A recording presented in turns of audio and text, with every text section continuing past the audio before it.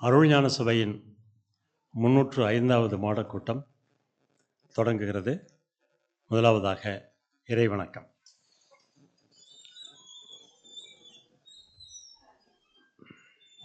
வானாகி மண்ணாகி வழியாகி ஒளியாகி ஊனாகி உயிராகி உள்மையுமாய் இன்மையுமாய் போனாகி யாஞனதன்றவரவரை கூத்தாட்டு வானாகி நின்றாயே என் சொல்லி வாழ்த்துவனே.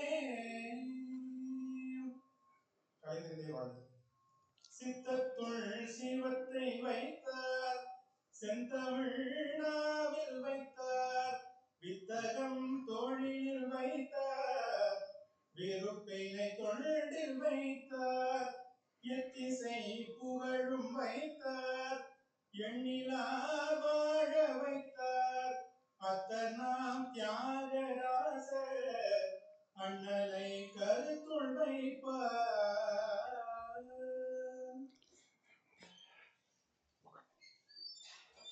சான்றோர் பெருமக்களே,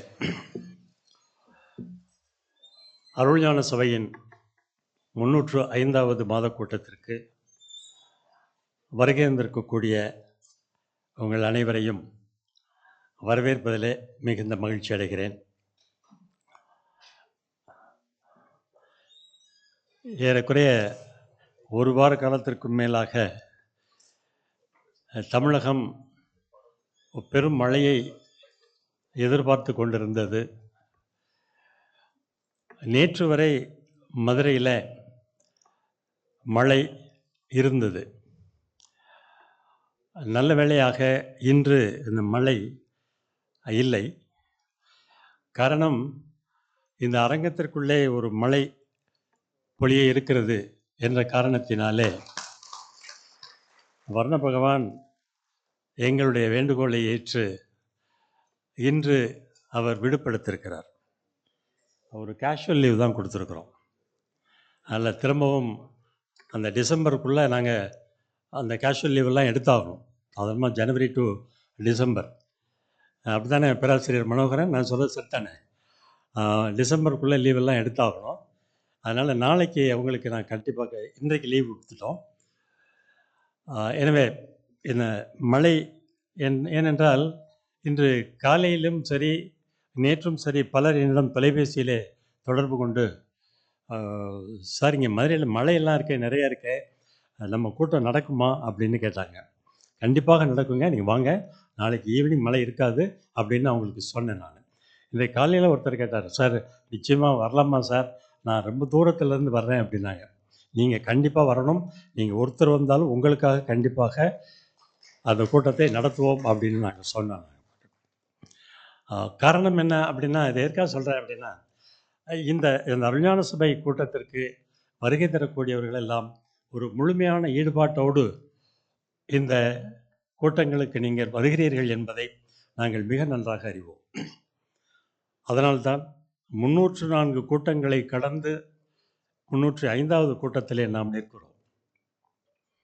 2001ஆம் ஆண்டு கலையன்னையார் அவர்களால் தொடங்க பெற்ற இந்த அருள்ஞான சபை தொடர்ந்து நடைபெற்று வருகிறது என்றால் அவர்கள் நல்ல எண்ணத்தோடு இந்த அருள்ஞான சபையை தொடங்கியது என்பது ஒன்று.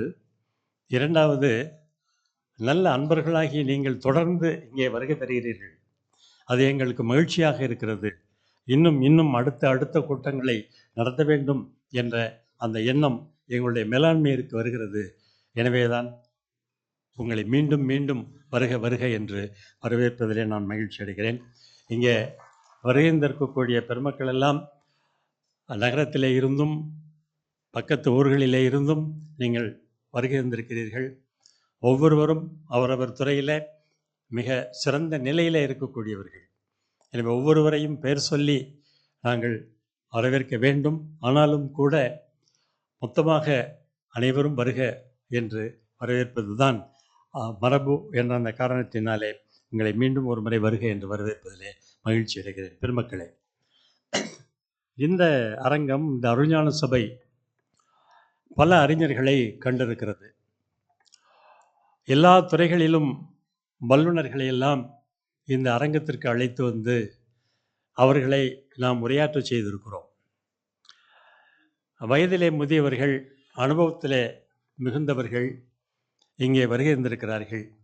வயதிலே குறைந்தவர்கள் வருகை இருந்திருக்கிறார்கள். இன்னும் சொல்லப்போனால் மிக சின்னஞ்சிறு வயதிலே இருக்கின்ற குழந்தைகள் கூட இந்த அரங்கத்திலே வந்து தங்களுடைய திறமையெல்லாம் வெளிப்படுத்தி இருக்கிறார்கள். எங்களுக்கு வயது முக்கியமில்லை, எங்களுக்கு அவர்களிடம் இருக்கக்கூடிய திறமைதான் முக்கியம் என்பதுதான் அருள்ஞான சபையை நடத்தி வரக்கூடிய எங்கள் மேலாண்மையினுடைய கோட்பாடாக இருக்கிறது. இன்று இங்கே வருகின்றிருக்கக்கூடிய சொற்பொழிவாளர் உலகறிந்த சொற்பொழிவாளர், உலகறிந்த ஒரு அறிஞர். உலகறிந்த அறிஞர் என்று சொல்வதிலே எந்த விதமான தவறும் இல்லை. இவருடைய பெயரை நீங்கள் கூகுள் பண்ணி பார்த்தீங்க அப்படின்னு சொன்னால் உலகத்தில் பல நாடுகளில் இவருடைய நூல்களை எல்லாம் அவர்கள் பார்வையிட்டு இருக்கிறார்கள், ரெஃபரன்ஸை பயன்படுத்தி இருக்கிறார்கள் என்பதை நீங்கள் அறிவீர்கள். இவர் அடிப்படையில் பயிரியல் துறையை சார்ந்தவர், பாட்டனி டிபார்ட்மெண்ட். இவர் அருள்ஞான சபைக்கும் பாட்டனி டிபார்ட்மெண்ட்டுக்கும் என்ன சம்பந்தம்? அங்கே கொஞ்சம் யோசிக்கிறது எனக்கு தோணுச்சு. நீங்கள் எந்த துறையாக இருந்தாலும் எங்களுக்கு கவலை இல்லை. இங்கே அரங்கத்திலே இருப்பவர்களுடைய மனம் கொள்ளுமாறு அவர்களுக்கு தேவையான அந்த செய்திகளை எல்லாம், தரவுகளை எல்லாம் நீங்கள் தருவீர்கள் என்று சொன்னால் நீங்கள் தான் எங்களுக்கு குரு, நீங்கள் தான் நாங்கள் வணங்கக்கூடிய தெய்வம் என்று நாங்கள் நினைக்கக்கூடியவர்கள். பயிரியல் துறையை சார்ந்த திரு கருப்பசாமி அவர்கள் பழனி ஆண்டவர் கல்லூரியில் அவர்கள் தன்னுடைய கல்வியை நிறைவு செய்திருக்கிறார்கள். அதன் பின்னர் அந்த முனைவர் பட்டத்திற்காக காந்தி கிராமம் பல்கலைக்கழகத்தில் அங்கே முனைவர் பட்டம் பெற்றிருக்கிறார்கள். அதற்கும் மேலே ஆந்திராவில் இருக்கக்கூடிய ஒரு பல்கலைக்கழகத்தில் ஒரு 4 ஆண்டுகள் உலக புகழ் பெற்ற ஒரு தாவரவியல் அறிஞரின் கீழே அவர்களோடு சேர்ந்து இவர்கள் பணிபுரிந்திருக்கிறார்கள். நிறைய ஏறக்குறைய 25 நூல்களை வெளியிட்டிருக்கிறார்கள் என்றால் நம்ப முடிகிறதா என்ன? நம்முடைய நாடு வளமிக்க நாடு, அதிலும் விவசாயம் சார்ந்த நாடு நம்முடைய நாடு. நம் இந்திய நாட்டில் மேற்கு பகுதியிலும் சரி, கிழக்கு பகுதியிலும் சரி, வடக்கேயும் சரி, மலைகள் சூழ்ந்திருக்கக்கூடிய பகுதி. தெற்கேயும் மலை இருந்தது என்றுதான் நம்முடைய வரலாற்று அறிஞர்கள் எல்லாம் கூறுகிறார்கள்.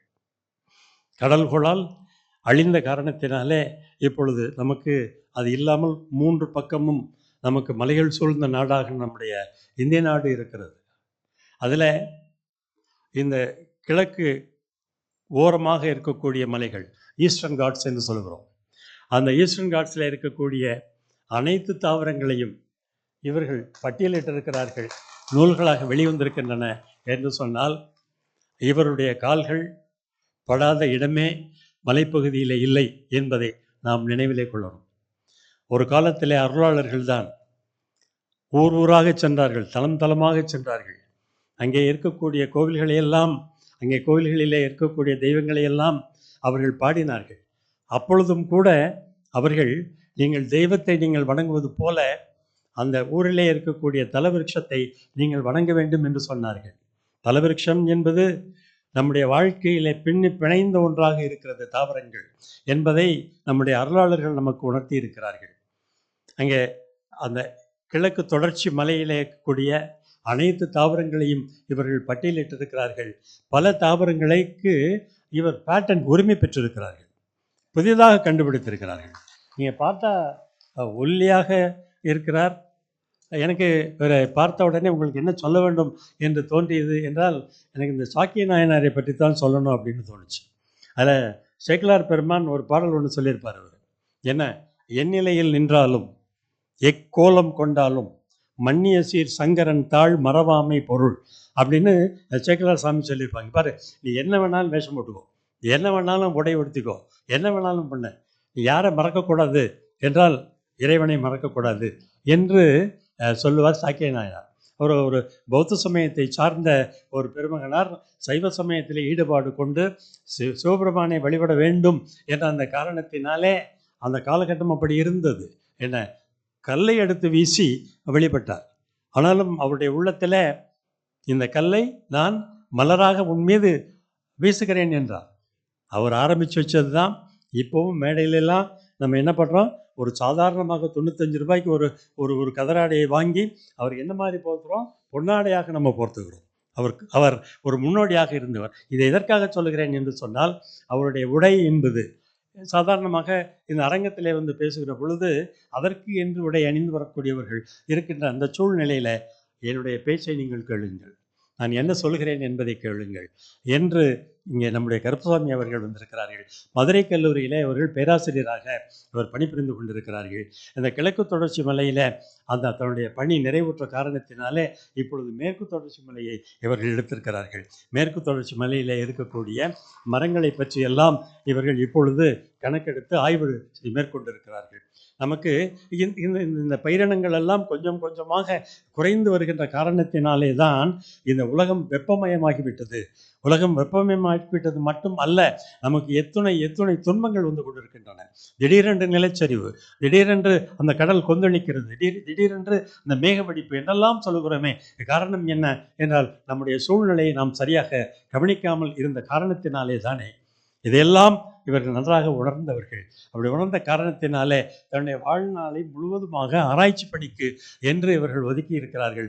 அத்தோடு கூட பல நேரங்களில் நான் பணியாற்றுவது எதற்கு என்று சொன்னால், என்னுடைய அந்த வயிற்று பசிக்காக. வயிற்றுக்கு பசி உண்டு, உண்மைதான். ஆனால் உயிருக்கு ஒரு பசி இருக்கிறதே, அந்த உயிர் பசிக்கு நான் தீனி போட வேண்டுமே. அந்த உயிர் பசிக்கு எது தீனி ஆகிறது என்று சொன்னால் நம்முடைய பக்தி இலக்கியங்கள் தான், நம்முடைய மற்ற இலக்கியங்கள் தான் என்று அந்த இலக்கியங்களிலே இவர் ஆழங்கால்பட்டு, தமிழ் இலக்கியங்களிலே இவரோடு பேசிக்கொண்டிருக்கின்ற பொழுது தமிழாசிரியர்கள் எல்லாம் சற்று கொஞ்சம் ஒரு வியப்போடு இவரை பார்க்கிறோம். காரணம் என்ன என்றால், பல தமிழ் நூல்களை எல்லாம் மிக நன்றாக இவர்கள் படித்திருக்கிறார்கள். மட்டுமல்ல, இங்கே மதுரையில் கம்பன் கழகம் என்று ஒரு பல ஆண்டுகளாக இங்கே தொடர்ந்து நடைபெற்று வருகிறது. மாதந்தோறும் அதில் ஒரு சிறப்பு சொற்பொழிவும் நடைபெற்று வருகிறது. அதில் ஒரு 3 ஆண்டுகள் இவர்கள் தொடர்ந்து சொற்பொழிவாற்றி இருக்கிறார்கள் என்று சொன்னால், இது கம்பனை பற்றி சொற்பொழிவாற்றி இருக்கிறார்கள் என்று சொன்னால், கம்பனிலே இருக்கக்கூடிய சிறப்புகளை எல்லாம் நமக்கு வெளிப்படுத்தி இருக்கிறார்கள் என்று சொன்னால், படித்தது பயிரியல்தான். ஆனாலும் கூட என்னுடைய உள்ளம் தமிழிலே இருக்கிறது, கம்பனிலே இருக்கிறது, நம்முடைய சாத்திர நூல்களிலே இருக்கிறது என்று நண்பர் கருப்பசாமி அவர்கள் வெளிப்படுத்தி கொண்டு வருகிறார்கள். இத்தகைய பெருமகனாரை எங்களுடைய மேலாண்மையை கண்டு அறிந்து இவர்களை நாம் இந்த மாதம் அழைப்போம் என்று எங்களுடைய செயலர் அவர்கள் திரு ஹரி தியாகராஜன் அவர்கள் சொன்ன காரணத்தினாலேயும் இவர்களை நாம் இங்கே அழைத்திருக்கிறோம். நல்ல சொற்பொழிவாளர். பொதுவாக அறிவியல் படித்தவர்கள் அவருடைய அணுகுமுறையே சற்று வித்தியாசமாக இருக்கும். இலக்கியம் மட்டுமே படித்தவர்களை விட அறிவியல் படித்து இலக்கியம் படித்தவர்களுடைய அணுகுமுறை சற்று ஒரு மாறுபட்ட ஒன்றாக இருக்கும், மனம் கொள்ளக்கூடிய ஒன்றாக இருக்கும். அத்தகைய முறையிலே தான் இவர் இன்று பேச இருக்கிறார். தலைப்பு பாருங்களேன். தலைப்பு பார்த்த உடனே எனக்கு ஒரு பெரிய ஒரு ஆச்சரியமாக இருந்தது. அவரோட பேசினோடனே நீங்கள் ஒரு தலைப்பு கொடுங்க அப்படின்னு கேட்டவுடனே அவர் சொன்னார், சார் குரு உரு சிந்தித்தல் அப்படின்னு வச்சுக்கலாமே அப்படின்னு. பாட்டனி பேராசிரியர் திடீர்னு குரு உரு சிந்தித்தல் அப்படிங்கிறாரே, இது நம்ம சித்தாந்தத்தில் நம்ம சொல்லித்தர்றோமே, சாத்திர நூல்களில் நம்ம குருவை பற்றி நம்ம சொல்லி கொடுக்குறோமே, இவர் குரு உரு சிந்தித்தல் அப்படின்னு சொல்கிறாரே என்று எனக்கு கொஞ்சம் ஒரு பெரிய வியப்பு ஏற்பட்டது. ஆனால் அவரோடு பேசுகின்ற பொழுது நல்ல ஆழங்கால்பட்டவர் தான். குரு என்பவர் தானே நமக்கு தெய்வத்தை காட்டுகிறார்? இல்லை, தெய்வம் தானே நமக்கு குரு. அந்த குரு தானே நமக்கு முதலில் ஆசிரியராக வருகிறார்.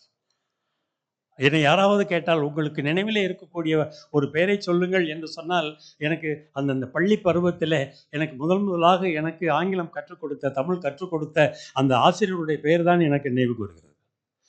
எனக்கு கல்லூரியிலே கற்றுத்தந்த ஆசிரியர்கள் பெயர் கூட சற்று தாமதமாகத்தான் நினைவுக்கு வருகிறது. காரணம் என்ன என்றால், அந்த கல்வி என்றால் என்ன, இந்த சமுதாயத்திலே எப்படி நீ வாழ வேண்டும் என்பதை எல்லாம் நமக்கு சுட்டிக்காட்டுகின்றவர்கள் யார் என்றால் அந்த ஆசிரியர்கள் தான். அவர்கள் தான் குருவாக மாறுகிறார்கள். அவர்கள் தான் தெய்வத்தை காட்டுகிறார்கள். தெய்வம் தான் குருவாகவும் வருகிறது என்ற இப்படிப்பட்ட கோட்பாடுகளோடு வளர்ந்திருக்கக்கூடிய நம்மிடையே கருப்பசாமி அவர்கள் குரு குரு சிந்தித்தல் நேரத்துக்கு முன்னாடி பேசிகிட்டு இருந்தோங்க. அப்போ சொன்னார், சார் இத்தனை புத்தகங்கள் எழுதுனதுக்கு முக்கியமான காரணம் யார் அப்படின்னு கேட்டால், நான் ஆந்திராவில் ஒரு 4 ஆண்டுகள் பணியாற்றிய பொழுது எனக்கு அந்த ஆராய்ச்சியிலே என்னை ஈடுபடுத்தியவர் என்னுடைய குருநாதராக விளங்கிய அவர்தான். அவரை நான் என்றும் மறக்க மாட்டேன் என்று அவர் சொன்னார். என்றால் எப்பொழுதும் அவருடைய உள்ளத்திற்குள்ளே அந்த குரு இருக்கிற காரணத்தினாலே இவரும் இவருடைய கல்லூரியில் ஒரு மிகச்சிறந்த ஆசிரியராக விளங்குகிறார் என்று நான் சொல்லுவேன். அதற்கு இப்படி சொல்வதற்கு ஒரு காரணம் உண்டு. என்ன என்று கேட்டால், மதுரை கல்லூரியிலே இருந்து பேசக்கூடிய ஒரு பேராசிரியர் இங்கே வந்திருக்கிறார் என்ற உடனே மதுரை கல்லூரியை சார்ந்த சில பேராசிரியர்கள் இங்கே வந்திருக்கிறார்கள் என்பது எனக்கு கூடுதல் மகிழ்ச்சியாக இருக்கிறது. பேராசிரியர் கண்ணன் அவர்கள் எங்களுடைய மாணவர். இன்னும் சொல்லப்போனால் கண்ணனோடு நான் பேசி கொண்டிருந்த பொழுது எப்பொழுது அங்கே கம்பன் கழகத்தில் இவருடைய பேச்சை கேட்டு கண்ணனோடு பேசிய பொழுது, கண்ணன் யார் கண்ணன் இவ்வளோ நல்லா பேசுகிறாரு அப்படின்னோடனே, சார் எங்கள் காலேஜ் தான் சார் அப்படின்னு. நீங்கள் தியாகராஜர் காலேஜா சார் இல்லை சார், மன்னிக்கணும் மதுரை கல்லூரி தான் சார் அப்படின்னு சொன்னார். என்றால் அவர் எல்லோருடைய மனங்களையும் அவர்கள் கவர்ந்திருக்கிறார்கள். எனவே எல்லோரையும் மீண்டும் ஒரு முறை வரவேற்கிறேன். நம்முடைய கருப்பசாமி அவர்களை எங்களுடைய மேலாண்மையர் சார்பாக, முதல்வர் சார்பாக, பேராசிரியர் பெருமக்கள் சார்பாக, உங்கள் சார்பாக வரவேற்பதிலே நான் மிகுந்த மகிழ்ச்சி அடைகிறேன். அவர்களுக்கு முறையாக மரியாதை செய்வதற்காக எங்களுடைய தமிழ்துறை தலைவர் பேராசிரியர் காந்திதுரை அவர்கள் வருவார்கள். பொன்னாடை மாலை அணிவித்து மரியாதை செய்வார்கள்.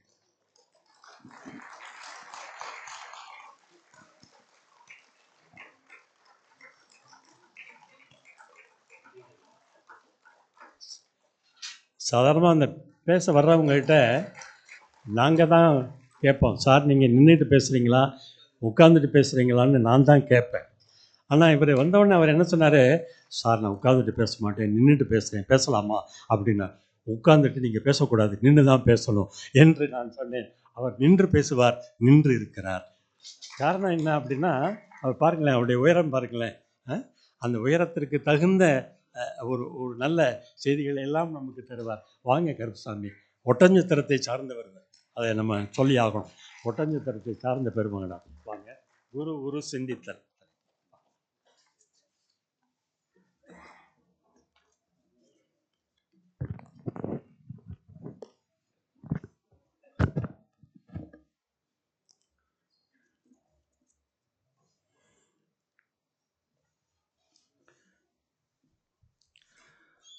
ஐந்து கரத்தனை ஆனை முகத்தனை இந்தின் இளம்பிரை டோலும் எயிற்றனை நந்தி மகந்தனை ஞானக் கொழுந்தினை புந்தியில் வைத்தடி போற்றுகின்றேனே. இந்த அவையில் வீற்றிருக்கும் அனைவருக்கும் எனது பாத வணக்கங்கள். அருள்ஞான சபையின் 305வது கூட்டம். எனக்கு மிகவும் பெருமிதமாக இருக்கிறது இந்த அவையிலே நின்றிருப்பதற்கு.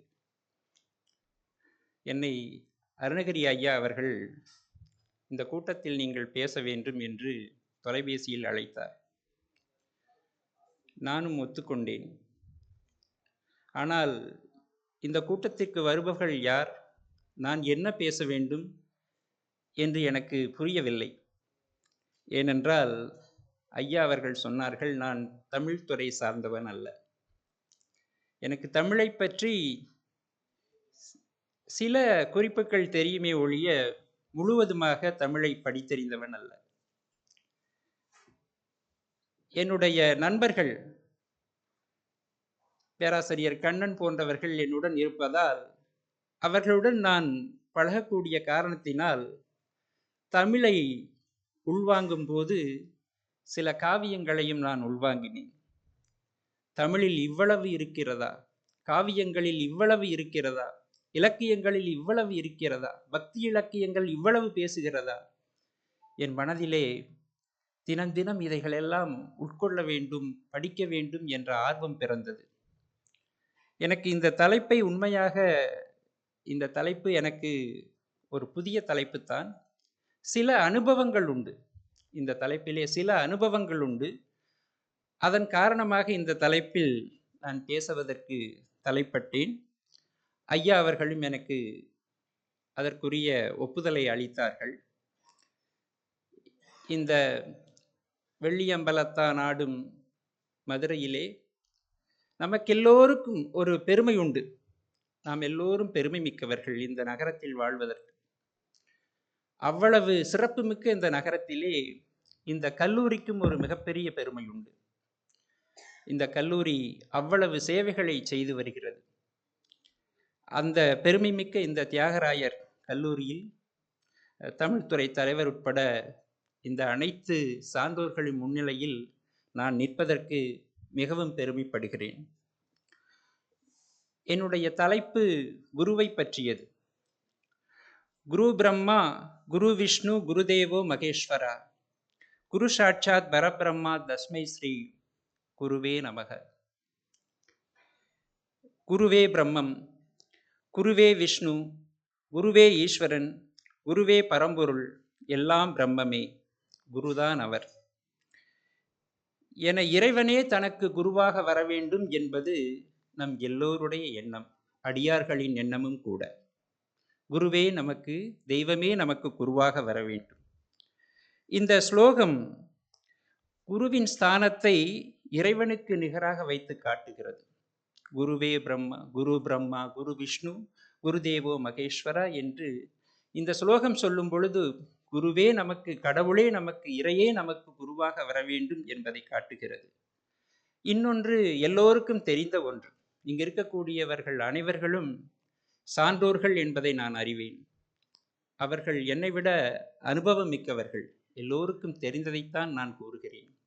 மாதா பிதா குரு தெய்வம் என்ற வரிசையிலே தெய்வத்திற்கு முன்னால் நாம் குருவை வைத்து உயர்த்தி போற்றி வணங்குவது நம் மரபு. மாதா பிதா குரு தெய்வம், இதை வரிசையாக சொன்னால் தெய்வத்திற்கு முன்னால் நாம் குருவை வைத்திருக்கின்றோம். குரு என்ற சொல் 2000 ஆண்டுகளுக்கு முற்பட்ட தொல்காப்பியத்திலும் காணப்படுகிறது. சில பேர் சொல்வார்கள் இது வடமொழி சொல் என்று. தொல்காப்பியத்திலே குருவும் கெழுவும் நிறனாகுமே என்ற ஒரு சொல் குறிப்பிடப்பட்டுள்ளது. குரு என்ற சொல்லுக்கு ஒளியை நீக்குபவர், அறியாமையை அகற்றி அருளொளியை கொடுப்பவர் என்று பொருள். கு என்றால் அது அறியாமை, ரு என்பது ஒளி. ஸோ குரு என்ற சொல்லுக்கு, குரு என்றாலே வளர்ச்சி என்று பொருள். குருத்து, தமிழ் சொற்களை எடுத்து பாருங்கள். குருத்து என்போம். குருத்து என்பது வளர் நுனி, ஒரு தாவரங்கள் வளருவதற்கு ஏற்படக்கூடிய குருத்து. குருதி, குருதி இல்லை என்றால், இரத்தம் இல்லை என்றால் நம் உடலில் உயிரே கிடையாது. நம் உயிரோடு இருக்க, உயிர்ப்போடு வைத்திருக்க இரத்த ஓட்டம் மிகவும் முக்கியம். அதற்கு குருதி என்று சொல்கிறோம். குரு என்பது ஏதோ நம்மை இயக்கி கொண்டிருக்கக்கூடிய ஒரு சக்தியைத்தான் குரு என்ற சொல் குறிக்கிறது. அதைத்தான் நாம் குரு என்கிறோம். கிரகங்களில் கூட அறிவினை தரும் கிரகத்திற்கு குரு என பெயரிட்டு அழைக்கிறோம். குருவில்லாத வித்தை பால், குரு இல்லாத கல்வி, கரு இல்லாத முட்டை, குரு பார்க்க கோடி நன்மை, குருவின் அருள் இல்லையேல் திருவருள் இல்லை. இதெல்லாம் நமது மூதுரைகள். பல பேர் சொல்ல கேட்டிருக்கிறோம். ஒரு குரு இல்லாத வித்தையை நாம் கற்றுக்கொள்ள முடியாது. குருவில்லாமல் நாம் எதையும் நாமே தெரிந்து கொள்ள முடியாது. இதெல்லாம் நம் பெரியோர்கள் சொல்லி கேள்விப்பட்டிருக்கின்றோம். வெறும் பாடம் நடத்துபவர் மட்டும் குரு அல்ல. குரு என்பவர் வெறுமனே பாடம் சொல்லக்கூடியவர், பாடத்தை மட்டும் சொல்லக்கூடியவர், இவர் இதை மட்டும் சொல்லிக் கொடுப்பார், அவர் மட்டும் குரு அல்ல. ஞான ஒளி ஏற்றி அந்த மாணவனை செதுக்குபவர், அந்த மாணவனை மிகவும் ஒளிபெறச் செய்பவர், வாழ்க்கையிலே மிளறச் செய்பவர், அவர்தான் குரு. கோகலியாண்ட குருமணி தாழ்வாழ்க என்கிறது சிறுவாசகம். இதற்கு தண்டபாணி தேசிகர் விளக்கம் அளிக்கிறார். அறியாமை இருளை நீக்கி ஒளிபொருந்திய மணி என ஞானம் தருபவர் குரு என விளக்கம் அளிக்கிறார். குரு என்ற சொல்லை ஆசிரியருக்கும் உபயோகப்படுத்தலாம், தவறில்லை. குரு என்பது நமது ஆசிரியரையும் சொல்லலாம். ஆனால் ஆசிரியர் வித்யா குரு, நமக்கு பாடம் சொல்லிக் கொடுப்பவர். ஏதோ அடிப்படையில் சில கருத்துக்களை மட்டும் சொல்லிக் கொடுப்பவர் வித்யா குரு என்போம். பாடம் மட்டுமே விளங்காமல், பாடத்தை மட்டும் விளக்காமல் பல்வேறு வாழ்க்கை யுக்திகளை நாம் முன்னேறுவதற்கு கற்றுக் கொடுப்பவரை ஞானகுரு என்கிறோம். ஞானகுரு. அவர் ஞானகுரு சொல்லும் பாடம் வார்த்தைகளாக இருக்காது, பார்வைகளாக இருக்கும், சைகைகளாக இருக்கும், சமிக்கைகளாக இருக்கும். குறிப்பால் ஞானத்தை உணர்த்தக்கூடியவரே உண்மையான குரு என்று நாம் சொல்லலாம். சொல்லாமல் சொல்லுவதும் மொழியாமல் விரிப்பதும் குருவின் குணங்களாக திருவிளையாடல் புராணம் கூறுகிறது. சொல்லாமல் சொல்லுவதும் மொழியாமல் விரிப்பதும். குரு பார்த்தாலே நமக்கு விளங்கிவிடும். அவர் மொழியை கேட்க தேவையில்லை. குருவின் உருவத்தை பார்த்தாவே அவர் என்ன சொல்ல வருகிறார் என்று தெரிந்துவிடும். அவர்தான் உண்மையான குரு என்று இந்த பெரிய புராணம் கூறுகிறது. எழுத்தறிவித்தவன் இறைவன் ஆவான். இது எல்லோருக்கும் தெரிந்தது. அதிவீரராம பாண்டியரின் கூற்றும் கூட. எழுத்து சொல்லிக் கொடுப்பவர்கள்லாம் நமக்கு குருவா என்றால் ஒரு வகையில் அவர்கள் குரு. அந்த எழுத்தை வைத்து நாம் வாழ்க்கை எவ்வாறு முன்னேறுகிறது என்பதை பொறுத்து அவரை நாம் குருஸ்தானத்தில் வைத்திருக்கின்றோம். எழுத்தறிவித்தவன் இறைவன் ஆவான் என்று சொல்லுகின்றோம். அன்பும் கருணையும் நிறைந்தவர் குரு. எல்லாவற்றையும் உள்ளடக்கிய ஒரு உள்நோக்கு உடையவர் குரு. சுவாமி சித்பவானந்தர் கூறுகிறார், குரு என்பவர் கவலைகளை எல்லாம் தீர்ப்பவர். நம் கவலைகளை எல்லாம் தீர்ப்பவர். கல் போன்ற மனத்தையும் கனியாக மாற்றக்கூடியவர். எப்பொழுது என்றால் குருவை முழுமையாக வணங்க வேண்டும். உடல் பொருள் ஆவி அனைத்தையும் அர்ப்பணிக்கும் பற்றுடைய சீடன் எவன் இருக்கிறானோ அவனுக்கு மட்டுமே அவர் குரு ஆவார். நாம் குருவை உண்மையாக வணங்க வேண்டும். தந்தைதாயாவானும் சார்கதியும் காவானும் அந்தமிலா இன்ப நமக்காவானும் எந்த முயிர் தானாகுவானும் சரணாகுவானும் கோணாகுவானும் குரு என்று என்கிறார் திருமூலர். நமக்கு எல்லாமானவன் குரு. நமக்கு எல்லாமானவன் குரு. குரு என்றவுடன் நம் மனக்கண்ணில் ஒரு படம் நிழலாடும். நமக்கு எல்லோருக்கும் தெரியும், சிறு குழந்தைகள் விளையாடும். பள்ளிக்கு செல்வதற்கு முன்னதாகவே சிறு குழந்தைகள் விளையாடும். நாமும் விளையாடி இருப்போம். இங்கு இருக்கக்கூடிய சான்றோர்களும் கூட விளையாடி இருப்பீர்கள். முதல் விளையாட்டு, நாம் விளையாடக்கூடிய விளையாட்டு எது தெரியுமா? எது தெரியுமா? ஒரு சின்ன குச்சியை எடுத்துக்கிட்டு செவுத்த கல்லையெல்லாம் போய் அடிப்போம். ஒழுங்கா படி, ஒழுங்கா இரு, ஒழுங்கா உட்காரு அப்படின்னு அடிப்போம். இன்னைக்கு இருக்கிற குழந்தைங்களும் அதான் பண்ணுது. நம்மளும் அதான் பண்ணியிருப்போம். நம்ம முன்னோர்களும் அதான் பண்ணியிருக்காங்க. நாம் எல்லோரும் குரு. ஏதோ ஒரு விஷயத்திற்காக அந்த குரு நமக்குள் தான் ஒளிந்திருக்கிறார். பிறந்த பொழுதே நாம் குருவாக மாறியிருக்கிறோம் என்று அந்த குழந்தைகள் எண்ணம் காட்டுகிறது. குரு என்றவுடன் அது இலக்கிய குருவாக இருந்தால் நமக்கெல்லாம் ஒரு ஞாபகம் வரும். குரு என்பவர் இப்படித்தான் இருக்க வேண்டும் என்று. இலக்கியத்திலே காட்டப்பட்டிருக்கக்கூடிய குரு என்பவர் தாடி மீசையுடன், ஒரு தண்டு கமண்டலம், காவியுடை, கழுத்தில் உத்ராட்சம் அல்லது துளசிமணி மாலை, நெற்றியில் திருநூறு அல்லது அந்த அவர்கள் அதற்குரிய அடையாளம், இவைகள்லாம் சகிதமாக இருப்பவர்கள்தான் குரு என்று நாம் நினைத்து கொண்டிருக்கின்றோம். புறத்தோற்றத்தை வைத்து இவர்களையெல்லாம் நாம் குரு என்று சொல்லலாமா? இதுதான் குருவின் இலக்கணமா? அல்லது புறத்தோற்றத்தை கொண்டு குருவை நாம் நிர்ணயம் செய்ய இயலுமா என்றால் இலக்கியங்களில் பல அதற்குரிய அளவுகோல்கள் கொடுக்கப்பட்டுள்ளன. தாயுமானவர் சொல்கிறார், யார் அருகில் இருந்தால் நம் மனமும் உணர்வும் சாந்தமாக இருக்குமோ, யாரை நினைத்த பொழுது நம் மனம் குழப்பம் தெளிவடையுமோ, யார் நாமத்தை உச்சரிக்கும் பொழுது மனம் அலைபாயாமல் நிலை நிற்குமோ, யாரை கண்ட பொழுது நம்மையறியாமல் மனதில் ஒரு அமைதி தோன்றுமோ, அவர்கள்தான் நமக்கு வழிகாட்டும் குரு என்று கூறுகின்றார். இதுதான் குருவின் இலக்கணம். குருவை நெருங்குவதற்கு மனிதனுக்கு மனங்கள் வேண்டுமல்லவா? நாம் எல்லாம் மனிதர்கள். குரு என்ற ஸ்தானத்திற்கு யாரெல்லாம் வரக்கூடியவர்கள்? மனித மனங்கள் எவ்வாறு இருக்கின்றது? மனிதர்களிலே 4 விதமான மனங்களை உடைய மனிதர்கள் இருக்கிறார்கள். 4 விதமான மனிதர். முதலாம் அவர் பேராசைக்காரன், பேராசை மனது. பேராசைக்காரன் யார் என்றால், என்னுடையதும் என்னுடையது, உன்னுடையதும் என்னுடையது, எல்லாம் என்னுடையது என்று நினைக்கக்கூடிய மனத்தை உடையவர்கள் பேராசைக்காரர்கள். இரண்டாவது வகையில் இருக்கக்கூடியவர்கள் சராசரி மனிதன். என்னுடையது என்னுடையது, உன்னுடையது உன்னுடையது, உனக்கு மட்டும் இருப்பதெல்லாம் உனக்கு, எனக்கு மட்டும் இருப்பதெல்லாம் எனக்கு. ஒரு சராசரி மனதின் ஒரு கணக்கு இது. ஒரு சராசரி மனிதனின் மனது இது. மூன்றாம் அவன் உத்தமன். அவர் யாரென்றால், என்னுடையதும் உன்னுடையது, உன்னுடையதும் உன்னுடையது, எல்லாம் உனக்கே, எனக்கொன்றும் தேவையில்லை. இந்த மாதிரி மனது படைத்த மனிதர்கள் உத்தமர்கள் என்று சொல்வார்கள். நான்காவது வகை ஒரு மனித மனம் இருக்கிறது, அதுதான் ஞானி. உன்னுடையதுமன்று என்னுடையதுமன்று, எல்லாமே இறைவனுடையது. இதுதான் ஞானியின் மனது. இதில் எந்த மனப்பாங்கு மனிதர்களாகிய நமக்கு இருக்கிறதோ, அதில் ஞானி என்ற நிலையை அடைய என்ன தேவை என்பதை நாம் புரிந்து கொள்ள வேண்டும். இந்த 4 மனதுடைய மனிதர்களாக நாம் இருக்கின்றோம். நாம் ஒரு நல்ல நிலையை அடைய வேண்டுமென்றால் நமக்கு எந்த மனது வேண்டும் என்று நாம் புரிந்து கொள்ள வேண்டும்.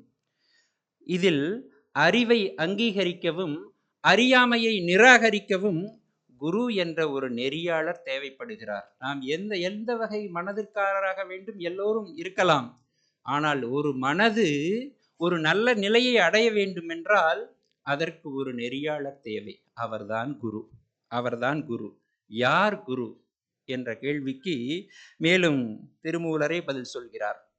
குருவே சிவமென கூறினான் நந்தி, குருவே சிவம் என்பது குறித்தது ஓரார், குருவே சிவனுமாய் கோணுமாய் நிற்கும், குருவே உரை உணர்வு அற்றதோர் கோவே என்கிறார். குருதான் எல்லாம். நாம் கண்முன்னால் பார்க்கின்ற அத்தனை உருவங்களும் குருதான். நம்மை சுற்றி இருக்கக்கூடிய அத்தனை பொருட்களும் குருதான். ஒவ்வொன்றில் இருந்தும் ஒவ்வொன்றை நாம் கற்றுக்கொள்கிறோம். இது எது நம் வாழ்க்கைக்கு சரியான வழியை காட்டுகிறதோ, எது நாம் பேறு அடைவதற்கு சரியான வழியை காட்டுகிறதோ, அதுதான் குரு என்பதை இந்த பாடலில் விளக்குகின்றார். மேலும் சொல்கிறார், குருட்டினை நீக்கும் குருவினை கொள்க. எல்லாருக்கும் ஒரு குரு தேவை. எல்லாருக்கும் நீங்க எது பண்ணாலும் நமக்கு ஒரு குரு தேவை. அந்த நம்மளுடைய அறியாமை நீக்கக்கூடிய ஒரு குரு எல்லோருக்கும் தேவை என்பதை திருமூலரே சொல்கிறார். குருட்டினை நீக்கும் குருவினை கொள்க என்று. கொள்ளினும் நல்ல குருவினை கொள்க என்று திருமூலர் குருவின் அவசியத்தை குறிப்பிடுகிறார். நீங்கள் ஏதாவது ஒரு நல்ல நிலையடைய வேண்டுமானால் அதற்குரிய குருவை தேர்ந்தெடுத்து கொள்ள வேண்டும். உங்களுக்கு ஒரு அவசியமான குரு வேண்டும் என்பதை அவர் மேலும் மேலும் வலியுறுத்துகின்றார். குரு அவசியம்தானா? அப்படி இருக்கையில் நமது வாழ்க்கையில் குரு அவசியம்தானா? எதனால் நமக்கு குரு அவசியம்? அவர் தேவைதானா? ஒரு காட்டில் ஒரு சிங்கமும் மானும் நண்பர்களாக இருந்தன.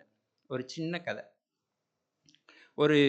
அந்த மானும் சிங்கமும் ஒரு ஒப்பந்தம். ஏனென்றால் சிங்கம் மானை அடித்து கொன்றுவிடும். இரண்டுமே உணவு என்று வரும்பொழுது ரெண்டுமே எதிரிகள். அந்த சிங்கம் மானை அடித்து கொன்றுவிடும். அப்படி இருக்கையில் இரண்டுக்கும் ஒரு ஒப்பந்தம். அந்த மான் சொன்னது, நீ என்னை அடித்து கொன்றுவிடக்கூடாது, நீ என்னை உண்ணக்கூடாது, நான் உனக்கு நண்பனாக இருப்பேன். உனக்கு ஏதாவது கஷ்டம் வந்த பொழுது நான் கண்டிப்பாக உனக்கு உதவுவேன். இருவருக்கும் ஒரு ஒப்பந்தம். இந்த ஒப்பந்தத்தை இருவரும் மீறக்கூடாது என்று இருவரும் ஒப்பந்தம். இந்த மான் இருக்கின்றதல்லவா, இந்த மானுக்கு ஒரு சிஷ்யன் ஒன்று உண்டு. ஒரு சின்ன மான் இருக்கு. அந்த மான் சொல்லுது பெரிய மான்கிட்ட, நான் உனக்கு சிஷ்யனாக இருக்கின்றேன், என்னை பாதுகாப்பது உன்னுடைய பொறுப்பு என்று அந்த சிஷ்யமான் பெரிய மானிடம் சொல்லுகிறது. அப்படி இருக்கும் பட்சத்தில் அந்த சிங்கம் ஒரு 4 நாள் காணலை. இந்த பெரிய மான் தேடுது, எங்கே என் நண்பனை காணவில்லை அப்படின்னு சொல்லிட்டு அந்த காடெல்லாம் தேடுது. அந்த குட்டிமான், அந்த சிஷ்யனாக இருக்கக்கூடிய குட்டிமான் வந்து சொல்லுது, உன்னுடைய நண்பன் ஒரு வேடன் விரித்த வலையில் மாட்டிக்கொண்டான், இந்த 4 நாட்களாக அவன் மாட்டிக்கொண்டான் அப்படின்னு சொல்லுது. அந்த 2 மான் அங்கே போகிறாங்க. அது 4 நாட்கள் நான் அன்னம் தண்ணி இல்லாமல் இந்த வலையிலே மாட்டிக்கொண்டு கஷ்டப்படுகிறேன். என்னை இந்த மலையிலிருந்து, இந்த வலைக்குள்ளிருந்து மீட்டு விடுங்கள் என்று கதறுகிறது. இந்த பெரிய மான் இருக்கின்றதல்லவா, அந்த பெரிய மான் கொஞ்சம் கொஞ்சமாக வலையை தன் வாயால் கடித்து கொஞ்சம் கொஞ்சமாக நீக்கிக் கொண்டிருக்கிறது. அப்பொழுது அந்த சிறிய மான் சொல்லுகிறது, குருவே, நீங்கள் நினைத்தால் இதை ஒரே இழுவில் இழுத்து, உங்களுடைய திறமைக்கும் உங்களுடைய பலத்திற்கும் அந்த வலையை ஒரே ஒரு இழுவில் இழுத்து நீங்கள் அந்த சிங்கத்தை மீட்டு விடலாம். ஆனால் ஏனோ மிகவும் செயல்பாடு இல்லாமல் கொஞ்சம் கொஞ்சமாக வலையை கடித்து கொண்டிருக்கிறீர்கள் என்று சொன்னது. அந்த பெரிய மான் சிரித்துவிட்டு மறுபடியும் அதன் வேலையை பார்த்து கொண்டது. சின்ன மான் சொன்னதை கண்டுகொள்ளவே இல்லை. இந்த குட்டி மானுக்கு எரிச்சல் வந்தது. என்ன நாம் சொல்கின்றோம்? நண்பனை காப்பாற்றுவதற்கு ஆசை இல்லையா? ஏன் இது மெதுவாக கடித்து கொண்டிருக்கின்றது? ஒரே இழுத்தால் போதும், அந்த வலை வந்துவிடும், சிங்கம் மீண்டு விடும் என்று இவரை குருவாக நாம் கொள்வது சரிதானா என்று குட்டிமான் யோசித்துக் கொண்டிருந்தது. கொஞ்ச நேரம் சென்றதும் அந்த வலையை விரித்த வேடன் வந்து கொண்டிருந்தான். அந்த சிங்கம் பதறுகிறது. ஐயோ, வேடன் வருகிறான், இன்னும் என்னை மீட்கவில்லையே என்று சிங்கம் பதறுகிறது. குட்டிமான் அந்த மானை கடிந்து கொள்கிறது. அப்பொழுது அந்த பெரிய மானானது ஒரே இழுவில் அந்த வலையை விழித்து சிங்கத்தை விடுவித்தது. சிங்கம் ஒரு பக்கம் ஓடியது, இந்த 2 மான்கள் 2 பக்கம் ஓடின. இங்கு ஒரு சூட்சுமத்தை நாம் புரிந்து கொள்ள வேண்டும். நாம் யாரை குருவாக தேர்ந்தெடுத்திருக்கிறோம், யார் நமக்கு குரு என்பதை அறிந்து கொள்ள வேண்டும். இந்த பெரிய மான் மெதுவாக வலையை அறுக்காவிட்டால், அந்த வேடன் வரும் வரைக்கும் அல்லது முன்னமே அந்த சிங்கத்தை விடுவித்திருந்தால், தன்னுடைய சிஷ்யனான அந்த குட்டிமானை சிங்கம் உண்டிருக்கும், சாப்பிட்டிருக்கும். ஏனால் அது 2க்கும் ஒப்பந்தம் கிடையாது, அது அதை சாப்பிடக்கூடியது. இந்த குரு தன்னுடைய சிஷ்யனை காப்பாற்ற வேண்டும் என்பதற்காக மெதுவாக வலையை அறுத்து கொண்டிருந்தது. ஆனால் அந்த சின்ன மான், புரியாத அந்த சிஷ்யமான், ஐயோ, எப்படி இவரை குருவாக கொள்ள முடியும்? நண்பனை காப்பாற்றுவதற்கு இவ்வளவு வேகமில்லாமல் செயல்படுகிறாரே என்று சந்தேகித்துக் கொண்டிருந்தது. நாம் எல்லோரும் அந்த குட்டிமான் போன்ற நிலையில்தான் இருக்கின்றோம். யாரை குருவாக கொள்வது? நாம் குரு எங்கிருக்கிறார், நாம் எங்கே அந்த குருவை தேடுவது என்று நாம் எல்லோரும் அந்த நிதானத்தை இழந்திருக்கிறோம். நம்ம எல்லோரும் அறிவுடையவர்கள், எல்லோருக்கும் எல்லா விதமான செயல்பாடுகளும் புரியும். ஆனால் யாரை நாம் குருவாக தேர்ந்தெடுப்பது என்பதில் நாம் வாழ்க்கையின் சிக்கலில் ஈடுபட்டுள்ளதால் இதை மறந்து விடுகிறோம். ஏன் குரு வேண்டும்? எதற்காக குரு வேண்டும்? அதற்கும் திருமூலரே பதில் சொல்கிறார். இருவினை நேரொப்பில் இன்னரும் சக்தி, குருவென வந்து குணப்பல நீக்கி, தருமென ஞானத்தால் தன் செயலாற்றல், திருமலம் தீர்ந்து சிவனவனாமே என்கிறார். மனிதா, உலக வாழ்வியல் துன்பங்களில் உழன்று கொண்டிருக்கிறாய். நாம் எல்லாம் அப்படித்தான். காலையில் எந்திரிச்சா சாயங்காலம் படுக்கிற வரைக்கும் நிற்கிறதுக்கு நேரம் இல்லை. அவ்வளவு கமிட்மெண்ட், எல்லாத்துக்கும் ஏதோ ஒரு வேலை இருந்துக்கிட்டே இருக்கு. இதெல்லாம் எங்கிருந்து வருகிறது என்பதை நாம் புரிந்து கொள்ள வேண்டும். ஆசை, கோபம், பொறாமை, டாம்பீகம் இவைகளெல்லாம் நம்மை துன்பப்பட வைக்கிறது. நினைத்து பாருங்கள், நம் வாழ்க்கையில் எதற்கெல்லாம் நாம் துன்பப்படுகிறோம் என்று. இந்த மாதிரி விஷயங்கள் எல்லாம் நம்மை வாழ்க்கையில் சிக்கலை உருவாக்குகிறது. ஆனால் இறைவனுடைய அருட்சக்தி பக்குவமடைந்த உயிரை பற்றும் பொழுது அந்த உயிரானது ஞானத்தை அடையும் அந்த தகுதி பெறுகிறது. நமக்கெல்லாம் இந்த ஆசைகளை விட்டுவிட்டு எதை நாம் நிலைபெறப் போகிறோம் என்ற ஆசை மனதிற்குள் வந்துவிட்டால் இவ்வளவு சிக்கலில் நாம் மாட்டிக்கொள்ள வேண்டும் என்ற அவசியம் கிடையாது.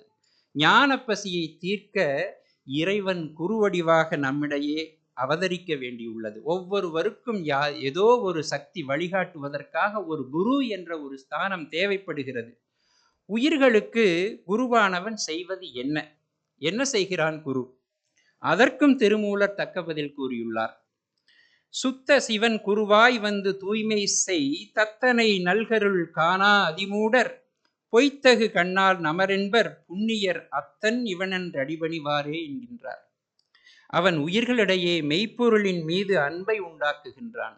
நமக்கெல்லாம் இப்பெல்லாம் அன்பு அப்படின்னா அதுக்குரிய அர்த்தம் கூட இப்பெல்லாம் மாறிப்போச்சு.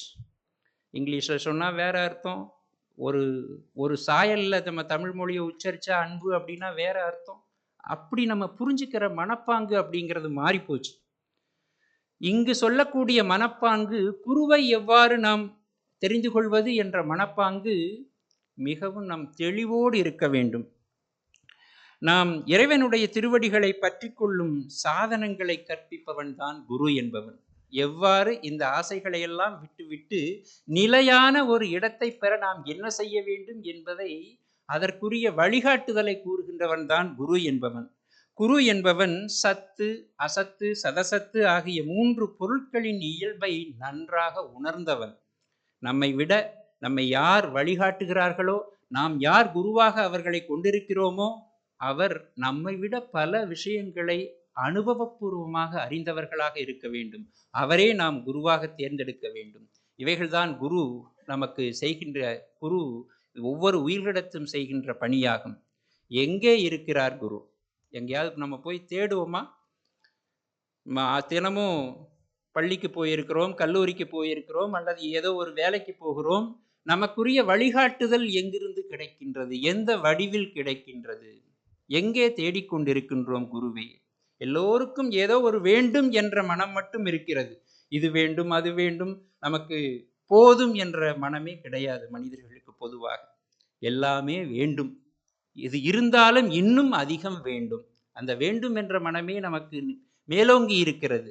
அப்படி இருக்கும் பொழுது குருவை எவ்வாறு தேடுவது? எங்கே இருக்கிறார் குரு? குருவே சிவம் என்கிறார் திருமூலர். குருவே சிவமென கூறினான் நந்தி என்று குருவே சிவம் என்கிறார்.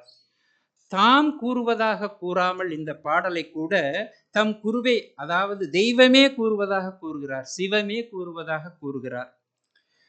மாணிக்கவாசகர் அவர் தெய்வம் குருமணியாக மனித வடிவில் வந்து அருள் செய்தது மாணிக்கவாசகருக்கு. கோகழியாண்ட குருமனிதன் தாழ்வாழ்க என்று மாணிக்கவாசகர் கூறுகின்றார். மீண்டும் சொல்கிறார், அருபரத்து ஒருவன் அவனியில் வந்து குருபரன் ஆகி அருளிய பெருமையை என்று அவருக்கு எவ்வாறு இறைவன் அருளினான் என்ற பெருமையையும் கூறுகிறார். இறைவன் குருவாக பூமியில் வந்து அருள் செய்த வரலாற்றை குருவாய் வருவாய் அருள்வாய் குகனே என்று அருணகிரிநாதர் தமது கந்தர் அனுபூதியின் கடைப்பாடலில் கூறுகிறார். எனக்கு குரு வேண்டும். யார் வர வேண்டும்? இறைவனே குருவாக வர வேண்டும். இறைவனே குருவாக வர வேண்டும். குரு என்பவர் நம் இருட்டில் தவிக்கும் போது மின்னல் போல தோன்றுபவர். அந்த பாதையை ஒரு நிமிடம்தான் காண்பிப்பார். அதை புரிந்து கொள்பவன் தான் சீடன். எப்போதும் கூடவே இருக்க மாட்டாங்க குரு, எல்லாத்தையும் சொல்ல மாட்டாங்க. ஏதோ ஒரு குறிப்பை நமக்கு காட்டுவார்கள். அந்த குறிப்பை நாம் அறிந்து செயல்பட வேண்டும். ஆனால் நாம் கர்ம வினை இருக்கிறதே, அதன் காரணமாக மாயையில் சிக்கி குரு காட்டிய வழியை மறந்து விட்டு தவிக்கின்றோம். ஒரு மடப்பள்ளியிலே அடுத்த நாள் காலையில் ஒரு விழாவிற்காக நிறைய லட்டு தயாரிக்கிறார்கள். சீடர்கள் எல்லாம் நிறைய லட்டு தயாரிக்கிறார்கள். அடுத்த நாள் காலையில் அந்த விழா நடக்கப் போகிறது. எல்லோருக்கும் அந்த லட்டை கொடுக்க வேண்டும். குரு சொல்கிறார், அந்த லட்டை நடுப்பகுதியில் வைத்து அதன் ஓரப்பகுதியில் சர்க்கரையை தூவி வையுங்கள் என்று கூறுகிறார் சீடர்களிடம். அதே போல சீடர்கள் லட்டை நடுப்பகுதியில் வைத்துவிட்டு சர்க்கரையை தூவி வைக்கிறார்கள். இந்த சிஷ்யர்கள் கேட்கிறார்கள், லட்டு தான் இருக்கிறதே, அதற்கப்புறம் எதற்கு சர்க்கரையை தூவி வைக்கணும் அப்படின்னு கேட்கிறாங்க. காலையில் சொல்கிறேன் என்கிறார். காலையில் பார்த்ததும் அந்த லட்டு அப்படியே இருக்கு. நிறைய எறும்புகள்லாம் வந்து அந்த சர்க்கரையெல்லாம் தூக்கிட்டு போயிட்டு இருக்கு. ஆனா லட்டு அப்படியே இருக்கு. இறைவன் அப்பொழுதுதான் சிஷ்யர்களுக்கு புரிந்தது, எதற்கு குரு சர்க்கரையை போட சொல்கிறார் என்று. இப்பொழுது நாமெல்லாம் யார் என்று புரிந்து கொள்ள வேண்டும். நாமெல்லாம் எறும்புகள். அந்த சின்ன சின்ன சர்க்கரையை மட்டும் சாப்பிட்டு இருக்கோம். நடுவில் இன்னும் பெரிய லட்டு இருக்கு. லட்டு தான் இறைவன். இறைவன் நடுவில் இருக்கிறார். நாமெல்லாம் அந்த சர்க்கரையை மட்டுமே தீண்டுகின்றோம். காரணம், நமக்கு அந்த லட்டை எடுக்க வேண்டும் என்ற வித்தையை நம்மளுடைய கர்ம வினை சூழ்ந்துள்ளது, கண்ணை கட்டியுள்ளது. நாம் லட்டுக்கு போக மாட்டோம். எறும்பு லட்டுக்கு போகாது, முன்னாடியே சர்க்கரை இருக்கும் பொழுது. அந்த எறும்புகளாக நாம் கஷ்டப்பட்டு கொண்டிருக்கின்றோம். குரு என்பவன், தெய்வம் என்பவன், இறை என்பவன் இருக்கின்றான். குரு வழிகாட்டுவார். உங்களுக்கு உண்மையான குரு வேண்டுமென்றால், உண்மையான குருவை பற்றி கொண்டோம் என்றால் நாம் அந்த லட்டுக்கும் போகலாம். அதற்குத்தான் குரு தேவை என்கிறோம். எங்கே ஒளிந்திருக்கிறார் குரு? எங்கே ஒளிந்திருக்கிறார்? நம்மளுக்கு தேவைதான், எல்லாத்துக்கும் தேவைதான். ஏதோ நான் வழிகாட்டணும். எங்க ஒளிஞ்சிருக்காரு குரு? வானுக்குள் ஈசனை தேடும் மதியிலீர், தேனுக்குள் இன்பம் செறிந்திருந்தாற் போல் ஊனுக்குள் ஈசன் ஒளிந்திருக்கிறான் என்கிறார் திருமூலர். எங்க இருக்கார் சிவன்? எங்க இருக்கார் கடவுள்? எங்க இருக்கார் குரு? உனக்குள்ளேயும் இருக்கார், நமக்குள்ளேயும் இருக்கார், எனக்குள்ளேயும் இருக்கார், எல்லாத்துக்குள்ளேயும் ஒரு குரு இருக்கார். அதைத்தான் திருமூலர் சொல்கிறார். இதை எப்படி அடைவது? இதை எப்படி அடைவது என்றால், முதலில் குருவை வணங்க வேண்டும். ஒரு முறையான வணக்கம் வேண்டும். குரு யார் வேண்டுமானாலும் இருக்கலாம், ஆனால் குருவை முறையாக வணங்கப்படல் வேண்டும். குரு ஒரு அனுக்கிரகம். குருவிற்கு வயதில்லை, உருவமில்லை. உள தூய்மை பெருக்கி ஞானம் பெறச் செய்யும் ஒப்பிலா உருவே குரு. எந்த உருவத்தில் வேண்டுமானாலும் இருக்கலாம் நமக்குரிய குரு. ஆனால் நம் உள தூய்மையை, நம் உள்ளத்தில் ஒளியை ஏற்றக்கூடிய அந்த குரு எங்கிருக்கிறதோ அதுதான் குரு. வள்ளலார் ஆரம்ப காலகட்டத்தில் நிறைய அருளாளர்களையும் நிறைய தெய்வங்களையும் குரு குரு என்று பாடிக்கொண்டு போயிருக்கிறார். அவர் ஒருவரை மட்டும் குரு என்று சொல்லவில்லை, ஒரு தெய்வத்தை மட்டும் இறை என்று கூறவில்லை. வள்ளலார் நிறைய தெய்வங்களையும் நிறைய அவர்க்குரிய குருமார்களையும் பாடிக்கொண்டே சென்றுள்ளார். இறுதியில் அவர் அனுபவத்தில் கண்ட ஒரு அனுபவம் என்னவென்றால், இவர்களுக்கெல்லாம் மேலான குரு ஒருத்தர் இருக்காரு அப்படிங்கிற அனுபவத்தில் அவர் கண்டுபிடிச்சார். மருட்பகை தவிர்த்து என்னை வாழ்வித்து எனக்கே அருட்குருவாகிய அருட்பெருஞ்சோதி என்கிறார். இத்தனை பேர் இருந்தாலும் கூட இதுக்கு மேல ஒரு கடவுள் இருக்கார். அந்த கடவுள் கடைசியா தான் தெரிகிறார். எல்லாத்தையும் பாடின பின்னாடி, எல்லாத்தையும் குருமார்களா அடைஞ்ச பின்னாடி இதுக்கப்புறமும் ஒரு குரு இருக்கார் அப்படிங்கிறத வள்ளலார் சொல்கிறார். குரு என்பவர் மரணமில்லாத வாழ்வுடையவர். அவருக்கு மரணம் என்பதே கிடையாது. ஏனென்றால் நாம் சொல்லிக்கொண்டே இருப்போம்.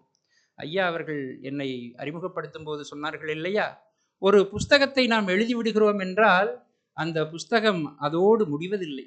இப்பொழுதும் நாம் இலக்கியங்களை எங்கிருந்து படிக்கிறோம்? எப்பொழுதோ எழுதினார்கள், அதுவும் சுவடியில் எழுதினார்கள். இன்றளவும் நாம் படித்து கொண்டிருக்கிறோம் என்றால் இவர்களை எதன் மூலம் தெரிந்து கொள்கிறோம்? ஏதோ ஒரு ஆதாரம் இருக்கின்றது. அவர்கள் இறந்தார்களா? இல்லை. அந்த எழுத்தின் மூலம், ஒளியின் மூலம், வடிவின் மூலம் இன்னும் வாழ்ந்து கொண்டுதான் இருக்கிறார்கள். இதுதான் குரு என்பது. குரு என்பவன் மரணமில்லாதவன், கருணையோடு பெருவழியை காண்பிப்பவராகவும் இருக்க வேண்டும் என்பது வள்ளலார் கருத்து. குரு என்பவன் சாதாரண குருவாக இருக்கக்கூடாது. நாம் கருணையோடு நம்மை வழிநடத்தி ஒரு பேறு அடைய செய்ய வேண்டும். அவன்தான் குரு என்பது வள்ளலார் கருத்து. ஒரு நல்ல குரு வணக்க புது கவிதையை நான் முகநூலில் கண்டேன், குருவை எப்படி வணங்குவது என்று. அது வாவு முரளி என்ற ஒரு ஆசிரியர் எழுதியிருக்கிறார். அன்புடன் நிழல் தரும் அரியனல் தருவே, அகந்தையை நீக்கி அருளிடும் கதிரை, அஞ்ஞானம் போக்கும் அறிவு திருவே, மெய்ஞானம் நல்கும் விஞ்ஞான விரிவே, உக்திகள் மனதில் உரைத்திடும் கருவே, புக்தி தெளிந்திட புகட்டிய மருந்தே, கண்ணுக்கு தெரியாத இறைவனின் உருவே, கருணை பொழிந்திடும் கார்மேக வடிவே, மனதினில் நின்று கரைந்திடும் குருவே, மாதவம் படைத்திட அருளிடுவாயே என்று ஒரு அழகான கவிதை எனக்கு மிகவும் பிடித்தது. குருவை எவ்வாறெல்லாம் குரு இருக்கிறார், எவ்வாறெல்லாம் நமக்கு அருள் தருகிறார் என்பதை கவிதையை நான் படித்தேன். குருவை எப்படி தரிசிப்பது? இதுதான் முக்கியமான பகுதி. குருவின் திருவடி பற்றி நிச்சயம் ஞானம் பெறலாம். குருவின் திருவடிகளை இறுக்கமாக பற்றி கொண்டால் நிச்சயம் ஞானம் பெறலாம். ஆனால் அது எவ்வாறு குருவை அடைவது? இதிலிருந்துதான் இன்றைய தலைப்பு பிறந்திருக்கிறது. திருமூலர் சொல்கிறார், தெளிவு குருவின் திருமேனி காண்டல், தெளிவு குருவின் திருநாமம் செப்பல், தெளிவு குருவின் திருவார்த்தை கேட்டல், தெளிவு குருகுரு சிந்தித்தல் தானே என்கிறார். இதுதான் இன்றைய தலைப்பாக குருகுரு சிந்தித்தல் என்று வந்திருக்கின்றது. பேரறிவாகிய ஞானத்தை கொடுக்கும் வழி எதுவெனில், குருவின் உருவத்தை தரிசித்து அவரது உருவை தனது உருவாகவே எண்ணி தியானிப்பது, குருவின் திருநாமத்தை மந்திரமாக உச்சரித்து கொண்டே தியானிப்பது, குருவின் திருவார்த்தைகளை தமக்குள்ளேயே கேட்டுணர்வதும், எப்போதும் குருவின் திருவுருவத்தை தம் மனதுள் இருத்தி தியானிப்பதும் ஆக இச்செயல்கள் அனைத்தும் மும்மலங்களும் நீக்கி தாம் யார் என்பதை தமக்குள் உணர்ந்து தெளிகின்ற ஞானத்தை உண்டாக்கும் வழிகளாகும் என்று திருமூலர் கூறுகின்றார். தெளிவு குருவின் திருமேனி காண்டல். நாம் குருவின் திருமேனியை தரிசிக்க வேண்டும். மாணிக்கவாசகர் இறைவனின் பூத உடலால் தரிசித்து ஞானம் பெற்றவர். மாணிக்கவாசகர் நிறைய குருமார்கள் இருந்திருக்கிறார்கள், அவர்களுடைய குருக்கள் இருந்திருக்கிறார்கள். ஆனால் குருவை ஒரு பூதவடலோடு தரிசிக்கக்கூடிய பெருமை ஒரு சிலருக்கு மட்டும்தான் வாய்ப்பு இருந்திருக்கிறது. அதிலே மாணிக்கவாசகர் அந்த பேறு பெற்றவர். இறைவன் குருந்த மரத்தடியில் ஒரு குரு உருவமாக வந்து எளிமையான தன்னை ஏற்றுக்கொண்ட அருமையை பற்றி எண்ணி எண்ணி வியந்தார். அதைத்தான் அவர் பாடுகிறார். வல்வினையேன் தன்னை மறைந்திட்ட மூடிய மாய இருளை அறம்பாவ மின்னும் அருங்கமற்றில் கட்டி புறந்தோல் போர்த்தெங்கும் புழுவழிக்கு மூடி மலஞ்சோறு 9 வாயிற்குடிலை மலங்க புனலைந்தும் வஞ்சனையைச் செய்ய விலங்கு மனத்தால் விமலா உனக்கு கலந்தவன் பாகி கசிந்துள் குருகும் நலந்தானிலாத சிறியேற்கு நல்க நிலந்தன் மேல் வந்தருளி நீள்கடல்கள் காட்டி ஞாயிற்கடையாய் கிடந்த அடியேற்கு தாயிற் சிறந்த தயாவன தத்துவனே மாசற்ற சோதி மலர்ந்த மலர்ச்சுடரே நேசனே தேசனார் அமுதே சிவபுரனே பாசமாம் பற்றறுத்து பாரிக்கு மாரியனே என்று அப்படியே கசிந்துருகி பாடுகின்றான். நான் கண்டேன் அந்த பெருஞ்சோதியை என்று. இது திருவாசகத்தில் மிகவும் அழகான ஒரு பகுதி. குருவின் பிரகாசமான திருமேனியை கண்டவுடனேயே அன்றே எந்தன் ஆவியும் உடலும் உடைமை எல்லாமும் குன்றே எனையா என்னை ஆட்கொண்ட போதே கொண்டிலையோ என்று என்னையே முழுவதுமாக உனக்கு அர்ப்பணித்து விட்டேன். கண்ட மாத்திரத்திலேயே குருவை, அந்த ஜோதியை கண்ட மாத்திரத்திலேயே மாணிக்கவாசகர் தன்னை அர்ப்பணித்து விட்டார். குரு என்பது அத்தகைய அந்த ஈர்ப்பை கொண்டிருக்கக்கூடியது. நாம் மனம் யாரிடம் வசப்படுகிறதோ அவரே சரியான குரு. அவரிடத்து சாந்தி, மன்னிக்கும் மனப்பான்கு, பொறுமை போன்ற நல்குணங்கள் அமைந்திருக்க வேண்டும் என்பது இந்த குருவின் இலக்கணமாக ரமண மகரிஷி கூறுகிறார். குரு என்பவர் இத்தகைய குணங்களை கொண்டிருக்க வேண்டும். குருவை பற்றினால் இறைவனை அடையலாம் என்பதற்கு மதுரகவி ஆழ்வார் ஒரு சிறந்த உதாரணம். வைணவ மதத்தின் 12 ஆழ்வார்களுள் மதுரகவி ஆழ்வார் என்பவர் ஒரு தனித்துவமான மற்றும் உன்னதமான இடத்தை பெற்றவர். ஏனென்றால் எல்லா ஆழ்வார்களும் தன்னுடைய வைணவத்தின் அந்த விஷ்ணுவையே துதிப்பவர்கள், விஷ்ணுவையே பாடுபவர்கள், அவர்களை மட்டும்தான் பாடிக்கொண்டிருப்பார்கள். ஆனால் இந்த மதுரகவி ஆழ்வார் தன்னுடைய குருவான நம்மாழ்வாரை பற்றியே பாடுவார். நம்மாழ்வாரையே குருவாக ஏற்றுக்கொண்டார். மற்றவர்களெல்லாம் இறையை பாடும் பொழுது தன்னுடைய குருவை மட்டும் பாடி அவரை மட்டும் துதித்து அவர் நாமத்தை மட்டும் சொல்லி ஒரு ஆழ்வாராக இருந்தவர் என்றால் அது மதுரகவி ஆழ்வார் மட்டுமே. ஆழ்வார் திருநகரியில் ஆதிநாதர் கோவில் வளாகத்தில் இருந்த ஒரு புளிய மரத்தின் கீழ் யோக நிலையில் ஆழ்ந்த நம்மாழ்வாரை கண்டார். முதல் அங்கதான் பார்க்கிறார். ஒரு புளிய மரத்துக்கு கீழே நம்மாழ்வார் தவம் செஞ்சிட்டு இருக்கார். பல ஆண்டுகளாக இந்த நம்மாழ்வார் இவ்வுலகத்திற்கு அப்பாற்பட்ட ஒரு உணர்வு நிலையில் அவர் தவமியற்றி கொண்டிருக்கிறார். அவர் பேசும் நிலையில் இல்லை. அவர் எப்பவாவது கண் திறப்பார், ஒரு பாட்டு பாடுவார், மறுபடியும் ஓராண்டு காலம் அப்படி கண்ணை மூடிக்குவார். அவர் தான் அப்படியே அந்த ஆழ்வார் தவம் செஞ்சுக்கிட்டே இருக்கார். இவர் பேசுகின்றாரா, இவரை பேச வைக்க முடியுமா என்று மதுரகவி ஆழ்வார் ஒரு சோதனை செய்கிறார்.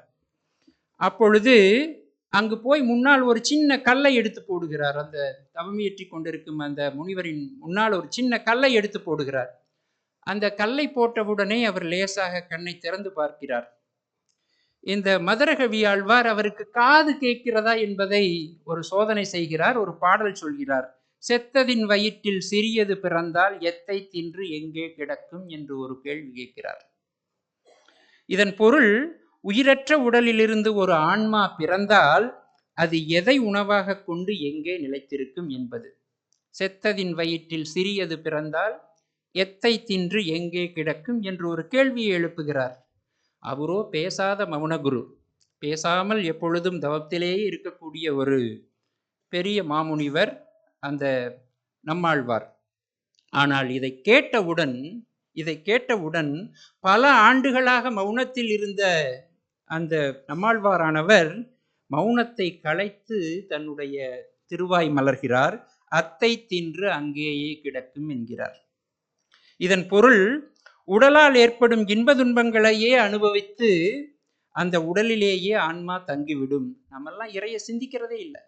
நமக்குள்ள ஏதோ வந்து பிறந்துட்டோம், இப்படி இருக்கோம், நம்முடைய பதவி இருக்கு, அது இருக்கு, இது இருக்கு அப்படின்னு தான் பார்க்குறோமே ஒளி, இதுக்கு அப்பால் என்ன இருக்கு அப்படின்னு யாருக்குமே சிந்திக்கக்கூடிய மனம் இல்லை.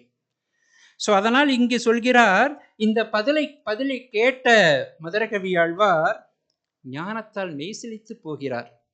ஞானத்தால் நமக்கு பேசாத ஒருத்தர் பேசிவிட்டார், அவர்தான் நம் குரு. நமக்குரிய கேள்வியை சரியாக புரிந்து கொண்டு ஒரு விடையையும் சொல்லி இருக்கிறார். இந்த உலகத்திற்கெல்லாம் அப்பாற்பட்ட இன்னொரு விஷயமும் இருக்கிறது என்பதை. ஸோ அதனால் அந்த விஷ்ணுவின் புகழ் பாடுவதை விட்டுவிட்டு இந்த நம்மாழ்வாரை மட்டுமே பாடி குரு பக்திக்கு பெயர் போனவர் மதுரகவி ஆழ்வார். இவ்வாறு குருவை பற்றினால் நாம் இறையை காணலாம் என்பதற்கு இதுவும் ஒரு சான்று. குருவின் திருநாமம் செப்பல். குருவை, அவருடைய நாமத்தை, அவருடைய பெயரை எப்பொழுதும் மனதிற்குள்ளே உச்சரித்து கொள்ள வேண்டும். சில பேர் கூட நம்ம காலையில் எந்திரிச்சோன்னே அப்பா முருகா அப்படின்னு சாதாரணமாக சொல்லுவோம். சில பேர் அவரவருக்குரிய தெய்வங்கள், அவரவருக்கு பிடித்த குரு. சில பேர் சில சமயம் பெயர்களை நாம் உச்சரித்துத்தான் கொண்டிருக்கிறோம். இன்னும் காலையில் எந்திரிச்ச உடனே, படுக்கும்போது, அல்லது உணவிற்கு முன்பாக, உணவிற்கு பின்பாக சில சமயம் நாம் குருவின் பெயரையோ அல்லது தெய்வத்தின் பெயரையோ இன்னும் சொல்லி கொண்டுதான் இருக்கின்றோம். திருநாமம் எவ்வாறு நாம் சொல்ல வேண்டும், எவ்வாறு நினைவில் வைத்திருக்க வேண்டும்? அப்பூதி அடிகள் திருநாவுக்கரசரை சந்தித்ததே இல்லை. எல்லோரும் பழங்காலத்திலே நிறைய சினிமாக்கள்லாம் கூட பார்ப்பதுண்டு, இந்த படங்கள்லாம் வந்திருக்கின்றது. இந்த அப்பூதி அடிகள் என்பவர் திருநாவுக்கரச சுவாமிகளை சந்தித்ததே இல்லை. ஆனால் தன் வீட்டில் உள்ள அனைத்து பொருட்களுக்கும், தான் அமைத்த தண்ணீர் பந்தல், தான் வளர்க்கும் மாடுகள், எல்லாவற்றிற்கும் திருநாவுக்கரசு சுவாமிகள் பெயரையே சூட்டியிருந்தார். குருவின் பெயரை உச்சரிக்கும் போதே மனிதனுக்குள் ஒரு பயபக்தி எவரிடம் தோன்றுகின்றதோ அவரே உண்மையான குரு, சிஷ்ய பந்தத்தில் இருக்கிறார் என்று அர்த்தம். நம்ம குருவை சொல்லும் போதே, குரு பேரை சொல்லும் போதே ஒரு பயபக்தி நமக்குள்ள வரும். அது சான்றோர்களுக்கு தெரியும். பல ஆசிரியர்கள், நமக்கு பாடம் நடத்திய பல ஆசிரியர்கள், இன்றும் ஆசிரியர்களை கண்டால் நமக்கு ஒரு பெரிய மரியாதை கொடுக்க வேண்டும் என்ற எண்ணம் நமக்குள்ளே வரும். அது நமக்கு அறியாமல் வரும். மனசுக்குள்ள நினைச்சிட்டு இருப்போம், ஐயா அவரை பார்த்த உடனே நம்மளுக்கே ஒரு குறுகள், மனக்குறுகள், அவர் முன் இப்படி இருக்க வேண்டும். அவர் சாதாரணமா உட்காருங்க வாங்க அப்படிதான் இருப்பாங்க குரு. ஆனா மனசுக்குள்ள ஒரு அந்த உணர்வு பிறக்குது இல்லையா, அதுதான் உண்மையான குரு பந்தம். குரு பக்திக்கு ஒரு சிறந்த உதாரணமாக தமிழ் தாத்தா என்று அழைக்கப்படும் உவே சாமிநாத ஐயரும் அவரின் குருவான மகாவித்வான் மீனாட்சி சுந்தரம் பிள்ளையையும் கூறலாம்.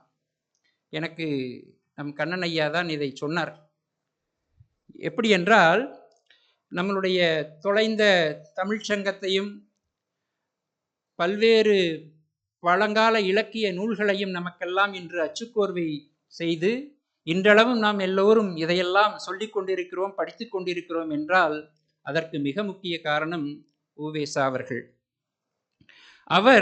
அவருடைய சரித்திரத்தை என் சரித்திரம் என்ற ஒரு நூலில் அவருடைய சரித்திரத்தை எழுதியிருக்கிறார். அது மட்டுமல்ல, அவரின் குருவின் சரித்திரத்தையும் 2 தொகுதிகளாக ஒரு நூலாக அவர் அச்சிட்டிருக்கிறார்.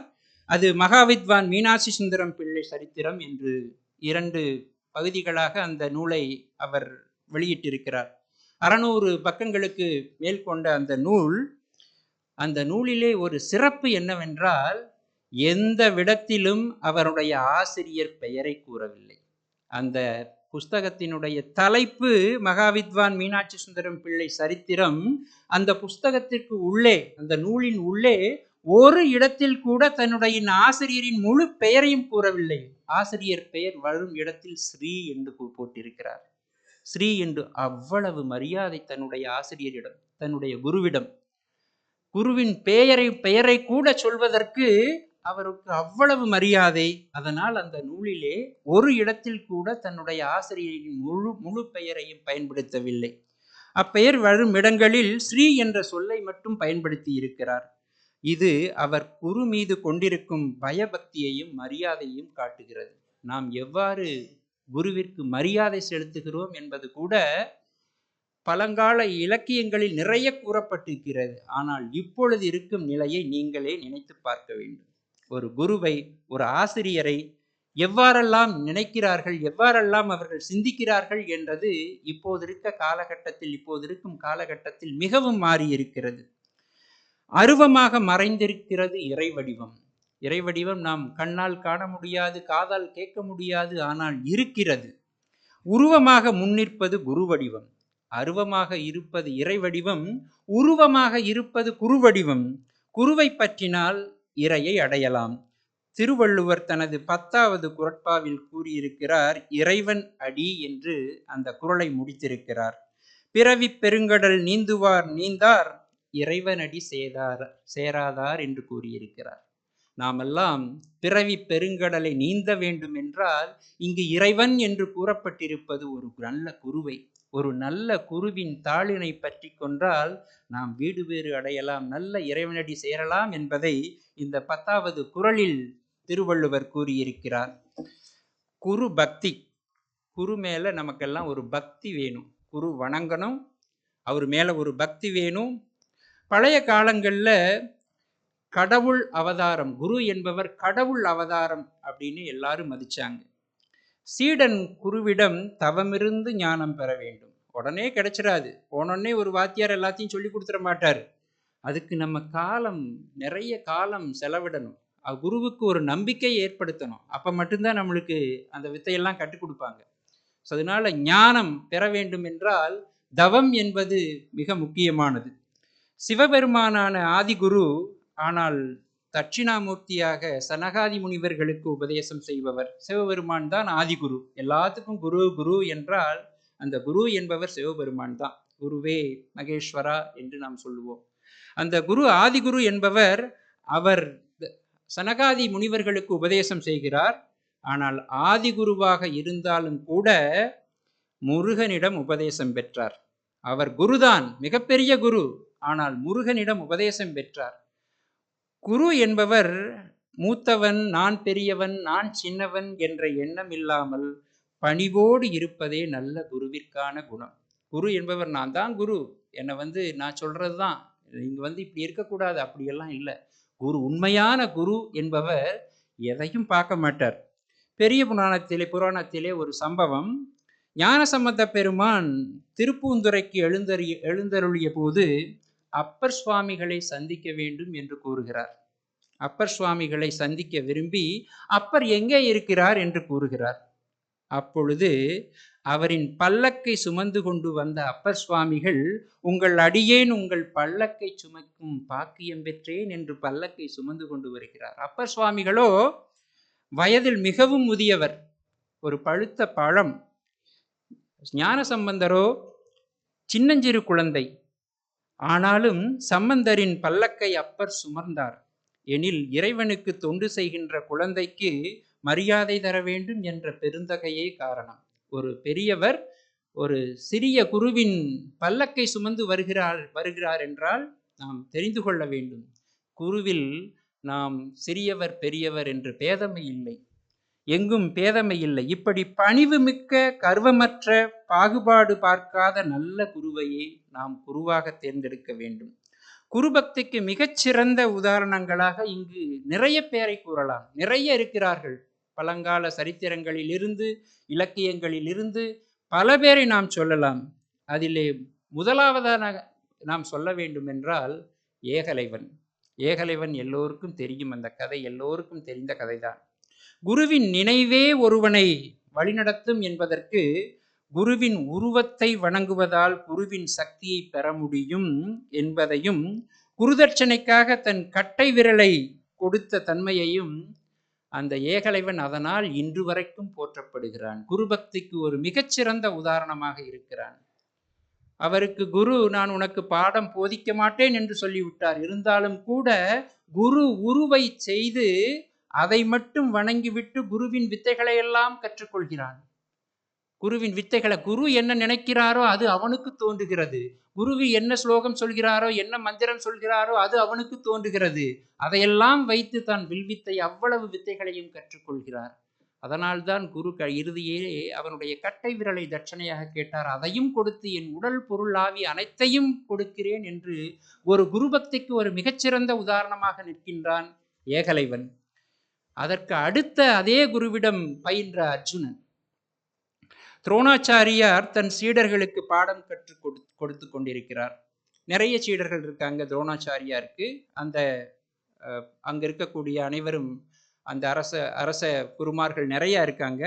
அப்பொழுது சீடர்களை நோக்கி சொல்கிறார், இன்று நான் உங்களுக்கு ஒரு புதிய பாடம் ஒரு புதிய வித்தையை கற்றுக் கொடுக்க போகிறேன். ஆனால் அது இங்கு கிடையாது. அது நாம் ஆற்றிற்கு அப்பாலுள்ள ஒரு காட்டிற்குள் சென்று அந்த வித்தையை கற்றுக் கொடுக்க போகிறேன் என்கிறார். சரி என்று எல்லோரும் அந்த காட்டை நோக்கி குருவோடு சீடர்கள் அனைவரும் புறப்பட்டு போய் கொண்டிருக்கிறார்கள். இடையில் ஒரு ஆறு வருகிறது. அந்த ஆறு வந்தவுடனேயே அர்ஜுனனை நோக்கி வந்த துரோணாச்சாரியார் சொல்கிறார், அர்ஜுனா, நான் கமண்டலத்தை மறந்துவிட்டு வைத்து விட்டு வந்தேன், நீ போய் அந்த கமண்டலத்தை கொண்டு வா என்று சொல்கிறார். அர்ஜுனனும் குருவின் வார்த்தையை தட்டாது மறுபடியும் திரும்பி செல்கிறான்.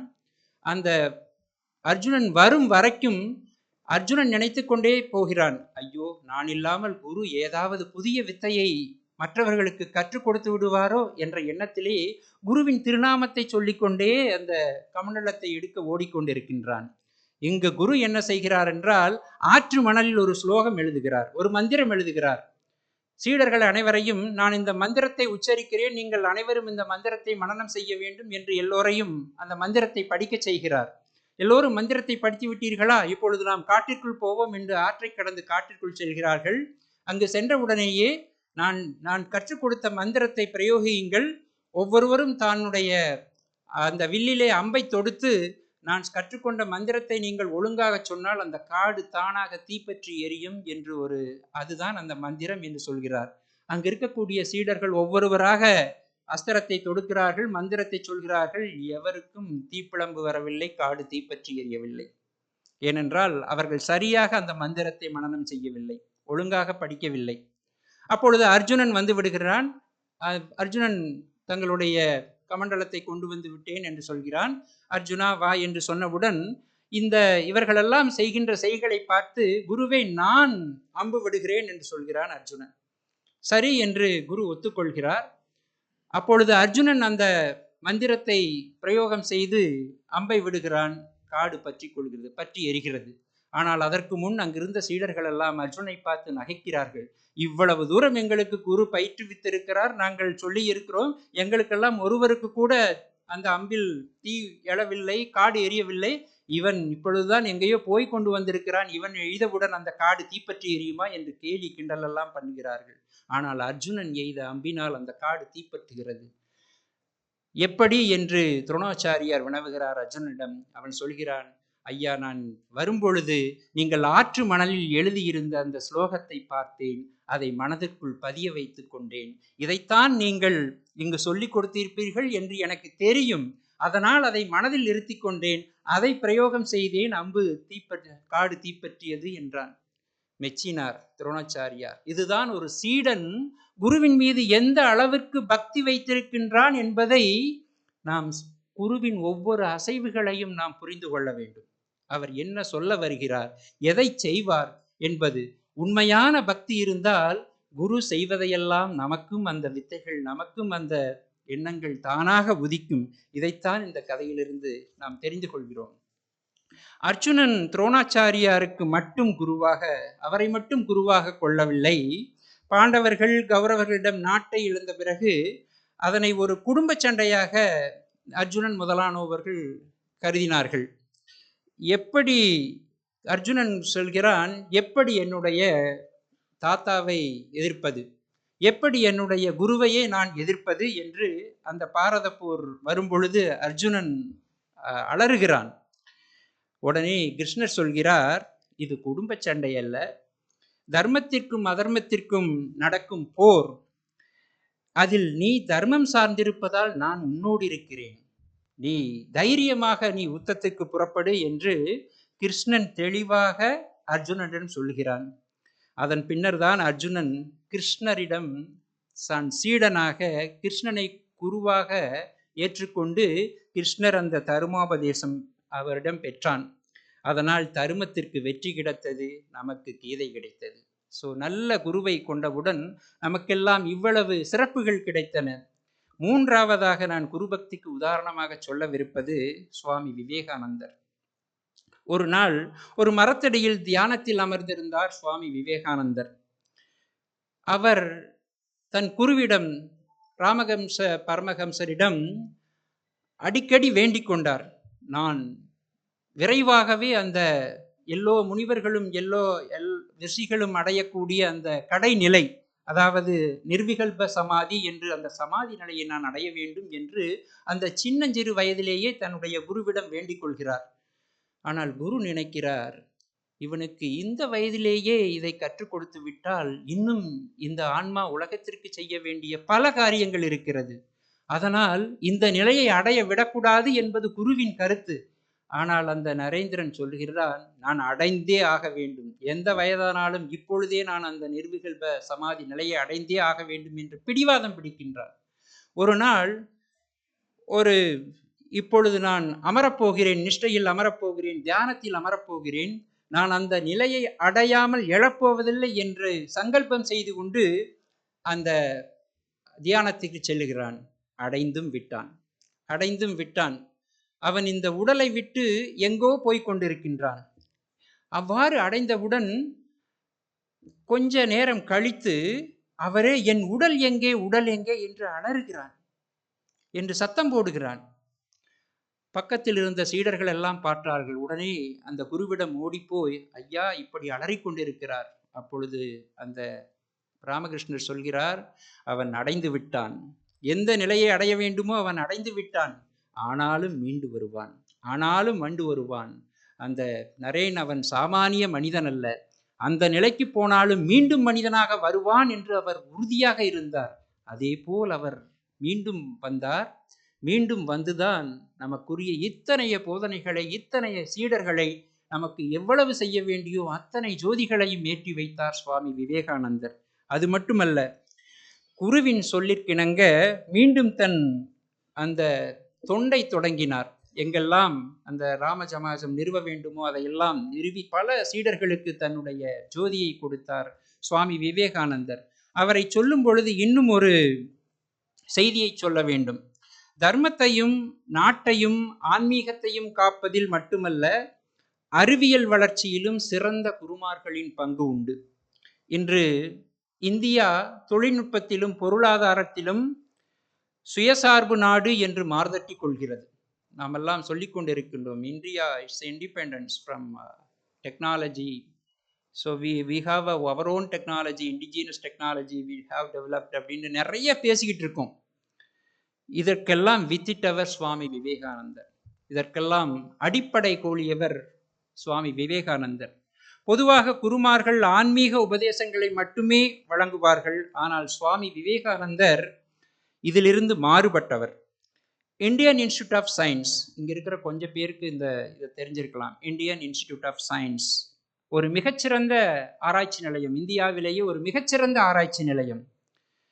இது உருவாவதன் பின்னணியில் இருந்தவர் சுவாமி விவேகானந்தர். அவருடைய அறிவுரை, ஒரு சமயம் ஜாம்ஜெட்ஜி டாட்டா என்பவர் ஜப்பானுக்கு கப்பலில் பயணம் செய்து கொண்டிருக்கிறார். இந்த டாட்டா என்று இன்று நாம் சொல்லிக் கொண்டிருக்கிறோமே, அந்த டாட்டா ஜப்பானுக்கு கப்பலில் பயணம் செய்து கொண்டிருக்கிறார். அதே கப்பலில் சுவாமிஜியும் பயணம் செய்து கொண்டிருக்கிறார். அப்பொழுது அந்த டாட்டாவை பார்த்து ஒரு கேள்வி கேட்கிறார். உங்கள் தொழிற்சாலைக்கு தேவையான கச்சா பொருட்களை வேறு நாட்டிலிருந்து பெறாமல் நம் நாட்டிலேயே உருவாக்கும் அந்த பணியை செய்தால் நமது பணம் வெளிநாட்டிற்கு செல்லாதல்லவா, நமது பணம் வெளிநாட்டிற்கு செல்லாதல்லவா என்று ஒரு கேள்வியை டாட்டாவிடம் சுவாமி விவேகானந்தர் எழுப்புகிறார். உடனே டாட்டாவுக்கு தன்னுடைய மூளையில் சுருக்கென்றது. எதற்காக வெளிநாட்டுக்கு நாம் இவ்வளவு பணத்தை கொடுத்து அந்த கச்சா பொருட்களை வாங்க வேண்டும், நாம் ஏன் உற்பத்தி பண்ணக்கூடாது என்ற அந்த சிறிய ஒரு எண்ணம் தோன்ற காரணமாயிருந்தவர் சுவாமி விவேகானந்தர். உடனே டாடா முதலில் நிறுவிய அந்த இன்ஸ்டியூட் தான் டாடா இன்ஸ்டியூட் ஆஃப் டெக்னாலஜி, இப்பொழுது இந்தியன் இன்ஸ்டியூட் ஆஃப் சயின்ஸ் அப்படின்னு சொல்லக்கூடிய ஒரு மிகப்பெரிய ஆராய்ச்சி, இந்தியாவிலேயே இன்னைக்கு நம்பர் 1 அந்த ஆராய்ச்சி நிலையம் தான் பெங்களூரில் இருக்கக்கூடிய இந்தியன் இன்ஸ்டியூட் ஆஃப் சயின்ஸ். அதை நிறுவ காரணமாக இருந்தவர் சுவாமி விவேகானந்தர். குருமார்கள் அனைவருமே ஞானம் எனும் இறைவனின் திருவடியை காட்டி ரட்சிப்பவர்கள். சைவ சித்தாந்த சாத்திரங்களிலே முதன்மை சாத்திரமாக திகழும் சாத்திரம் சிவஞான போதம். இது குருவை பற்றி இந்த சாத்திரம் கூறுமிடத்தில், ஐம்புல வேடரின் அயந்தனை வார்த்தன தம்முதல் குருவுமாய் தலத்தனில் உணர்த்திவிட்டு அந்நியம் இன்மையின் அரண்களல் செலுமே என்று என்கிறது இந்த சிவஞான போதம் என்ற சாத்திரம். அதாவது ஒரு அரச குருமாரன், ஒரு சின்ன அரசர் வேட்டைக்கு போறாரு, காட்டுக்கு வேட்டைக்கு போறாரு. அப்ப தன்னுடைய குழந்தையும் கூட்டிட்டு போறாரு. ஆனா அந்த காட்டுக்கு போன இடத்துல தன்னுடைய குழந்தை தவறிடுது, காட்டுல தவறிடுது. அந்த தவற விட்ட குழந்தை ஒரு வேடர்கள், அந்த காட்டிலே இருக்கக்கூடிய பழங்குடிகள் எடுத்து அந்த குழந்தையை வளர்க்குறாங்க. ஒரு அரசகுமாரனுக்கு எப்படியெல்லாம் கல்வி பயிற்றுவிப்பார்கள், எப்படியெல்லாம் இருக்கும், அந்த அரச இதிலே அரண்மனையிலே எவ்வளவு சௌகரியங்கள் இருக்கும். ஆனால் அந்த குழந்தை, அரசகுமார குழந்தை காட்டிலே இருக்கக்கூடிய ஒரு பழங்குடியிடம் வளர்கிறது. அப்பொழுது இங்கு இருக்கக்கூடிய பழக்க வழக்கங்களை எல்லாம் மறந்தது, அந்த வேடர்களின் பழக்கங்களை எல்லாம் கற்றுக்கொண்டது. இங்கிருக்க அளிக்கப்பட்ட கல்வியெல்லாம் மறந்தது. வேடர்கள் என்ன செய்கிறார்களோ, அவர்கள் என்ன தொழில் செய்கிறார்களோ அதையெல்லாம் கற்றுக்கொண்டது. அரசன் தேடிக்கொண்டே இருக்கின்றான், காடெல்லாம் தேடுகின்றான். என் குழந்தை, என் இளவரசன் தொலைந்து விட்டான் என்று காடெல்லாம் தேடுகின்றான். பல வருடங்களுக்கு அப்புறம் இதுதான் அரச குழந்தை என்று கண்டுபிடிக்கிறார்கள். இதுதான் அரச குழந்தை என்று கண்டுபிடிக்கிறார்கள். அப்பொழுது அந்த அரச குழந்தையை அரண்மனைக்கு கூட்டி வந்த பொழுது அது எப்படி இருக்கும்? அதற்கு பார்ப்பதெல்லாம் புதிதாக தெரிகிறது. ஏனென்றால் அது குழந்தை பருவத்திலே தன்னுடைய அரண்மனையை பிரிந்து காட்டில் வளர்ந்ததால் அந்த காட்டிற்குள் என்ன நிகழ்வுகள்லாம் நடந்ததோ அது மட்டும்தான் அதற்கு மனதிலே இருக்கிறதே ஒழிய இங்கு கற்ற கல்வி, இங்கு இருக்கக்கூடிய நடைமுறைகள் எதுவுமே அதுக்கு தெரியவில்லை. ஆனால் இறைவன் காப்பான், இறைவன் காப்பான் அப்படிங்கிறதுக்கு இது ஒரு மிகச்சிறந்த உதாரணம். ஏனென்றால் காட்டிலிருந்து எடுத்து மீண்டும் அந்த குழந்தையை பயிற்றுவிக்கிறார்கள். அது பல வருடம் கழித்து கூட தன்னுடைய அரசவை நிகழ்ச்சிகளை அனைவரையும் பயின்று மீண்டும் அரசனாகிறது அந்த குழந்தை. அதற்கு காரணமாயிருந்தவர் அந்த ராஜகுரு.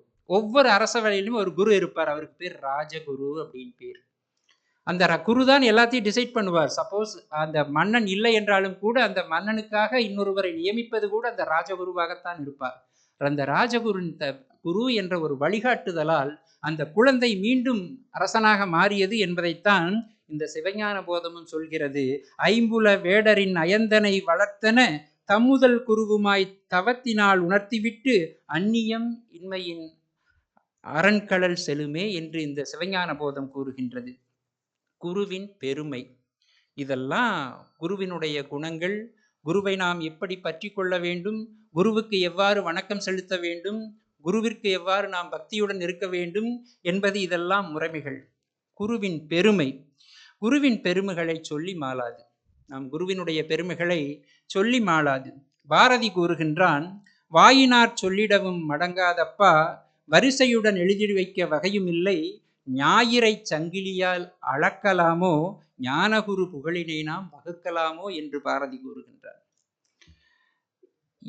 என்று குரு அந்தமில்லாதவர், அவருக்கு எதுவுமே கிடையாது. குரு என்று சொன்னால் எதுவுமே கிடையாது. கருணையின் வடிவம், அவ்வளவு கருணை மிக்கவர். அவரின் பெருமைகளை அளவிட முடியாது. எந்த அளவுகோல் வைத்தும் நாம் குருவின் பெருமைகளை அளவிட முடியாது. ஒரு சமயம் ஸ்ரீராமானுஜர் திருச்சியில் சீடர்களுக்கு பாடம் நடத்தி கொண்டிருக்கிறார். குரு எல்லாத்து மேலேயும் அன்பா இருப்பார். சில பேர்த்துக்கு தெரியும், நம்ம வாத்தியார் நம்மளை மட்டும் வெறுக்கிறாரு அல்லது நம்மளை மட்டும் கண்டுக்க மாட்டேங்கிறாரு அப்படின்லாம் நம்மளுக்கெல்லாம் ஒரு மனசுக்குள்ள ஒரு வருத்தம் இருக்கும். ஆனால் அவர் கண்டுக்குவார். ஏதோ ஒரு காரணத்துக்காக அதை அவன் புரிந்து கொள்ள வேண்டும் என்பதற்காக அதை செய்யாமல் இருப்பார். எல்லோரிடமும் அதை காட்டிக்கொள்ளாமல் இருப்பாரே ஒழிய குருவிற்கு எப்பொழுதும் பேதம் கிடையாது. எந்த மாணவர்களிடத்தும் பேதம் கிடையாது. ராமானுஜர் ஒரு நாள் பாடம் சொல்லி கொண்டிருக்கிறார். அப்பொழுது வழியிலே ஒரு மோர்க்காரி, ஒரு மோர் விற்கின்ற ஒரு பெண் நடந்து செல்கிறாள். அந்த நடந்து செல்லும் பொழுது மாணவர்கள் சொல்வதற்கு கூச்சப்படுகின்றனர். எல்லோரும் தாகத்தோடு இருக்கிறார்கள். அந்த மாணவர்கள் எல்லாம் சொல்வதற்கு கூச்சப்படுகிறார்கள். எனக்கு மோர் வேண்டும், தண்ணீர் குடிக்க வேண்டும் போல் உள்ளது என்பதை குருவிடம் சொல்வதற்கு கூச்சப்படுகிறார்கள். அப்படி கூச்சப்படும் பொழுது இதை புரிந்து கொள்கிறார் ராமானுஜர். அந்த மோர் விற்கும் பெண்ணை அழைத்து எல்லோருக்கும் மோர் கொடுங்கள் என்று கூறுகிறார். இது குரு மாணவர்கள் மீதுள்ள அந்த கருணையை காட்டுகிறது, அன்பை காட்டுகிறது. எப்பொழுதுமே குரு அன்பானவர். அதே போல ராமானுஜரின் மடப்பள்ளியிலே ஒரு வேலைக்காரன் உண்டு. அவன் பெயர் மிளகால்வான். ராமானுஜர் எப்பொழுதெல்லாம் இந்த பிரசங்கமெல்லாம் முடித்துவிட்டு அங்கு செல்கிறாரோ அவருக்கு தொண்டைக்கு இதமாக பாலில் மிளகு கலந்து கற்கண்டு கலந்து அவருக்கு கொடுப்பார். அது போகத்திற்காக அல்ல, அவருடைய தொண்டைக்கு இதமாக இருக்குமே என்று ஒரு காரணத்திற்காக அந்த மிளகால்வான் மிளகு போட்டு மிளகு பால் கொடுப்பான். அதனாலேயே அவன் பெயர் மிளகால்வான். இவ்வாறு இருக்கும் பொழுது சில நாட்கள் கழித்து அவருக்கு அந்த பால் கொடுக்கின்றான். அதில் முழு மிளகையும் போட்டு கொடுக்கின்றான். மிளகை பொடியாக தூளாக போடாமல் முழு மிளகையும் போட்டு கொடுக்கின்றான். ஒரு நாள் மட்டுமல்ல, தொடர்ந்து பல நாட்கள் இந்த மாதிரி முழு மிளகையும் போட்டு கொடுக்கின்றான். அப்பொழுது ராமானுஜர் கூப்பிட்டு கேட்கிறார், ஏனப்பா தினமும் எனக்கு மிளகு கொடுக்கிறாய், மிளகு பால் கொடுக்கிறாய், நல்லது. ஆனால் இப்பொழுதெல்லாம் மிளகு மிதக்கின்றதே, மிளகை முழுவதுமாக போட்டு கொடுக்கின்றாயே என்று கேட்கின்றார். அதற்கு அவன் ஒரு பதில் அளிக்கின்றான். ஐயா, இதற்கு முன்னர் நம் மடப்பள்ளியிலே அந்த மிளகை அறக்கக்கூடிய ஒரு சிறு கல் இருந்தது. அந்த கல் சிவனின் வடிவமாய், சிவலிங்க வடிவமாய் இருக்கிறது. அதனால் அது இங்கு இருக்கக்கூடாது என்று நான் அப்புறப்படுத்தி விட்டேன். ஏனென்றால் இவர்கள் விஷ்ணுவை சாட்சாத் இறைவனாக கடைபிடிக்கக்கூடியவர்கள். அந்த அடையாளம் இங்கு இருக்கக்கூடாது என்று நான் மடப்பள்ளியில் இருந்து அதை அகற்றிவிட்டேன். அதனால் அரைப்பதற்கு அந்த இயந்திரம் இல்லை. நான் உங்களுக்கு முழு மிளகையும் போட்டு கொடுக்கின்றேன் என்று அவன் சொல்லுகின்றான். இது எவ்வாறு தன் குருவின் பக்தி கடவுள் மீது இருக்கின்றது, விஷ்ணுவின் மீது இருக்கின்றது. அந்த சீடன், அந்த வேலைக்காரன் கூட குருவை பற்றி நன்றாக தெரிந்திருக்கின்றான். அந்த சிவலிங்க உருவம் இங்கு இருக்கக்கூடாது என்பதை அப்புறப்படுத்தி விட்டு இதுவல்லவோ குரு பக்தி. குருவின் மீது, அந்த தன்னுடைய எஜமானனாகிய குருவின் மீது எவ்வளவு பக்தி வைத்திருக்கின்றான் அந்த வேலைக்காரன். அதனால் தன்னுடைய முழு மிளகை போட்டு அந்த பாலை கொடுத்திருக்கின்றான். ஏனென்றால் அவர்கள் கடைபிடிக்கக்கூடியது அந்த வைஷ்ணவத் என்ற ஒரே ஒரு காரணத்திற்காக இந்த அடையாளம் கூட இருக்கக்கூடாது என்பதை அப்புறப்படுத்தக்கூடிய மனநிலையில் அவர்கள், அதாவது குருமார்கள் தன்னுடைய பிடிப்பில் தளராமல் இருப்பார்கள். எந்த ஒரு செயலாக இருந்தாலும் அவர்களுடைய அந்த உறுதித்தன்மை எல்லாவற்றிலும் இருக்கும். இது தன்னுடைய வைஷ்ணவத்தின் மேலே, விஷ்ணுவின் மேலே கொண்ட உறுதித்தன்மையை காண்பிப்பதாக இது அமைகிறது. திருமேனி கண்டவுடனேயே குருவாக ஏற்றுக்கொண்ட நிகழ்ச்சிகள் நிறைய மகான்களின் வாழ்க்கையில் நடைபெற்றுள்ளன.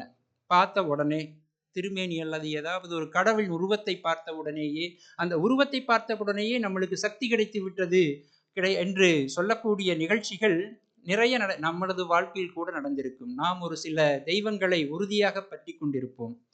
எல்லா ஊர்லேயும் நிறைய சாமி இருக்கு. நான் சார்லாம் வரும்போது கூட நிறைய பேசிக்கிட்டோம்.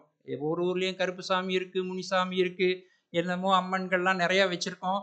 ஆனால் நம்மவெல்லாம் ஏதாவது ஒரு சாமியை ரொம்ப உறுதியாக வச்சிருப்போம். இவரை கோயிலுக்கு போனால் எல்லாம் நடக்கும், இவரை கும்பிட்டா எல்லாம் நடக்கும் அப்படின்னு சொல்லக்கூடிய அந்த மன உறுதி நம்மளுக்குள்ள இருக்கும். காரணம் என்ன அப்படின்னு சொன்னா, அது மேல நம்ம நம்பிக்கை வச்சிருக்கோம். அந்த உருவை நம்ம மனசுக்குள்ள ரசிக்கிறோம். நம்ம அதனுடைய அந்த பக்தி அப்படின்னு சொல்லக்கூடிய ஒரு விஷயத்தை அது மேல வச்சிருக்கோம் அப்படின்னு அர்த்தம்.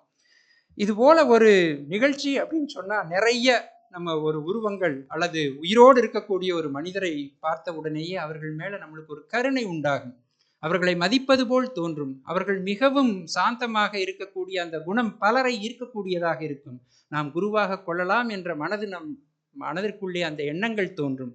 அப்படி நிகழ்ச்சிகள் நிறைய பேருடைய வாழ்க்கையிலே நடந்திருக்கும். வீர சிவாஜி ஒரு நாள் ஒரு முறை காட்டிற்கு வேட்டைக்கு செல்கிறான். சிவாஜி வேட்டைக்கு சென்ற பொழுது அங்கு ஆழ்ந்த தியானத்திலே ஒரு முனிவர் தவம் செய்து கொண்டிருக்கிறார். அவர் பேர்தான் சமர்த்த ராமதாசர் என்ற அந்த சிவாஜியின் குரு. அதற்கப்புறம் தான் அவரை குருவா ஏத்துக்கிறார்.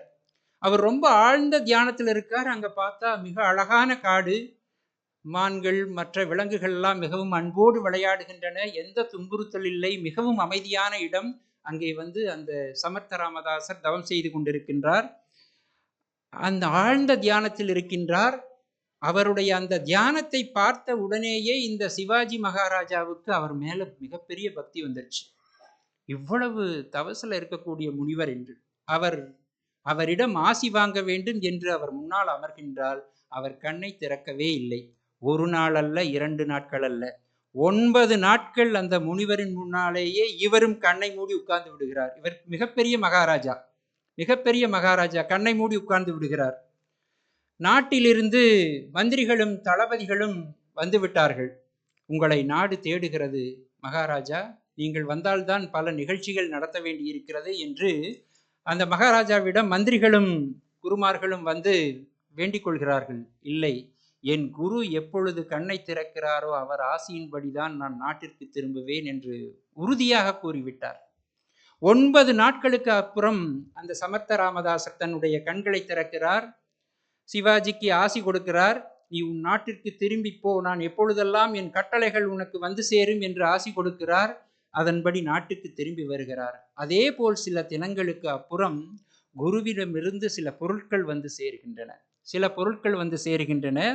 அது என்னவென்றால், ஒரு தேங்காய், ஒரு கைப்பிடி மண், 2 கைப்பிடி குதிரை சாணம், கடைசியாக சில கற்கள்.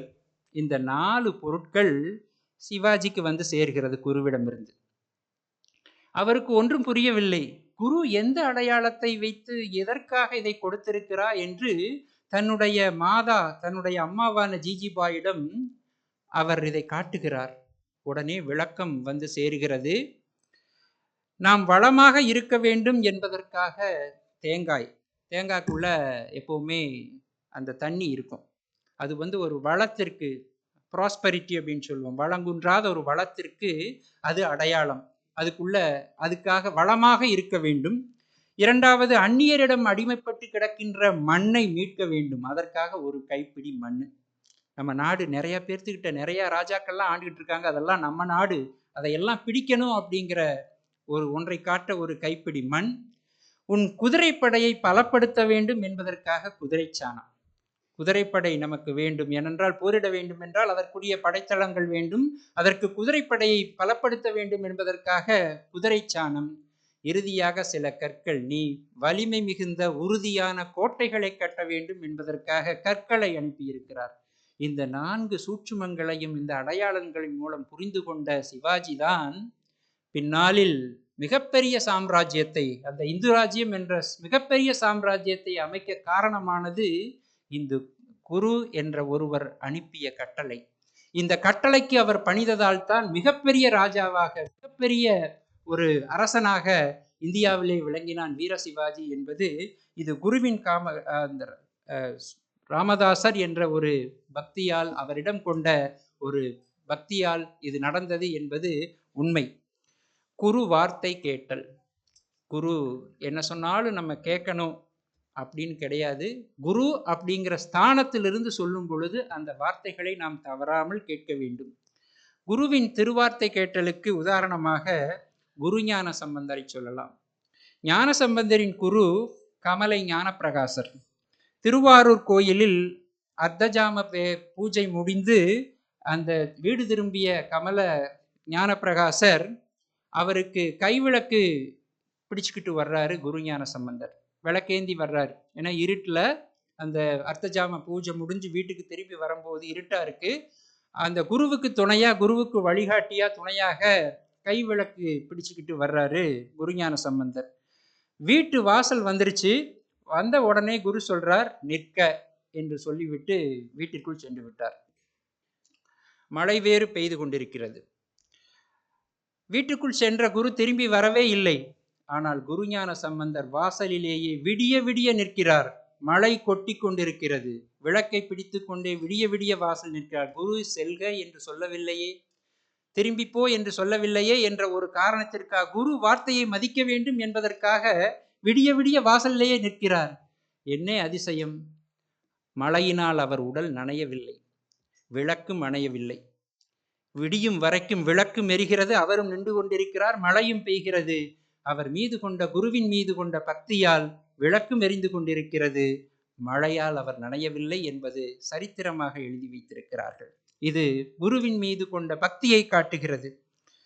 குருவின் மீது கொண்ட பக்தி நம்மை காக்குமே தவிர ஒருபோதும் கைவிடாது. ஆதிசங்கரர் ஒரு முறை ஒரு கரையில் குளித்து கொண்டிருக்கிறார். ஒரு கரையில் நின்று கொண்டு மறுகரையில் தன்னுடைய சீடர்கள் இருக்கிறார்கள். அவர் சீடரில் ஒருவரின் பெயர் பத்மபாதர். அந்த பத்மபாதரை நோக்கி ஆதிசங்கரர் சொல்கிறார், என்னுடைய ஆடையை எடுத்துக்கொண்டு வாருங்கள் என்று ஆற்றிற்கு அந்தப்புறம் இருக்கின்ற தன்னுடைய சீடரை நோக்கி கூறுகின்றார். அப்பொழுது அந்த பத்மபாதரும் ஆடையை எடுத்துக்கொண்டு வருகின்றார். ஆனால் கங்கையோ கரைபுரண்டு ஓடுகின்றது, வெள்ளம் கரைபுரண்டு ஓடுகின்றது. அதை அவர் கடந்து வர வேண்டும். ஆனால் அவருக்குரிய ஒரே நோக்கம், அந்த பத்மபாதருக்குரிய ஒரே நோக்கம், குருவினிடம் அவருடைய ஆடையை சேர்க்க வேண்டும். கங்கையிலே காலெடுத்து வைக்கின்றார். கங்காதேவி நீரையெல்லாம் ஒதுக்கி தாமரை மலர்களாக அவரது பாதத்திற்கு கீழே மலர வைக்கிறார். அதனால்தான் அவர் பெயர் பத்மபாதர். பத்மம் என்றால் தாமரை என்று அர்த்தம். அவருடைய பாதங்களுக்கு கீழே தாமரைகளை மலர வைக்கிறாள். அவர் கடந்து வந்து தன்னுடைய குருவிற்கு ஆடை ஒரு செய்தி இருக்கிறது. இது குரு மீது கொண்ட பக்தியின் காரணமாக எந்தவித தடைகள் வந்தாலும் நாம் குருவை அடைய முடியும், குரு மீது உண்மையான பக்தி இருந்தால் என்பதற்கு இவைகளெல்லாம் உதாரணங்களாக விளங்குகின்றன.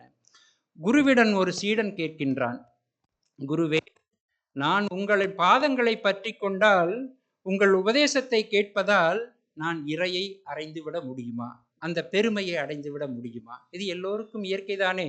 நான்லாம் படிக்கிறேன் அப்படின்னா, நான் படித்தா எனக்கு வேலை கிடைக்குமா? இன்னைக்கு வாத்தியார்கிட்ட போய் கேட்குறோம், நான் அதெல்லாம் படிக்கிறேன், நான் படித்தா வேலை கிடைக்குமா? ஒரு வாத்தியார் பெரிய வித்தகராக இருக்கார், அவருடைய வித்தையில் பெரிய ஆளாக இருக்கார். ஐயா, உங்கள் வித்தையை கற்றுக்கிட்டா எனக்கு எதிர்காலத்தில் நான் காசு சம்பாதிக்க முடியுமா, இல்லை என்னோட வாழ்க்கையை நான் சரியாக வச்சுக்க முடியுமா? இது எல்லோருக்கும் இருக்கக்கூடிய ஒரு சராசரி எண்ணம், எல்லோருக்கும் எதிர்பார்க்கக்கூடிய ஒரு எண்ணம் தான். இவ்வாறு ஒரு சீடனும் கேட்கின்றான், நான் உங்கள் பாதங்களை பற்றி கொண்டால் வீடு பேறு அடைய முடியுமா, பெருமை அடைய, உங்களைப் போல நானும் பெருமை அடைய முடியுமா என்று ஒரு சீடன் கேட்கின்றான். அப்பொழுது குரு சொல்கிறார், முடியும்.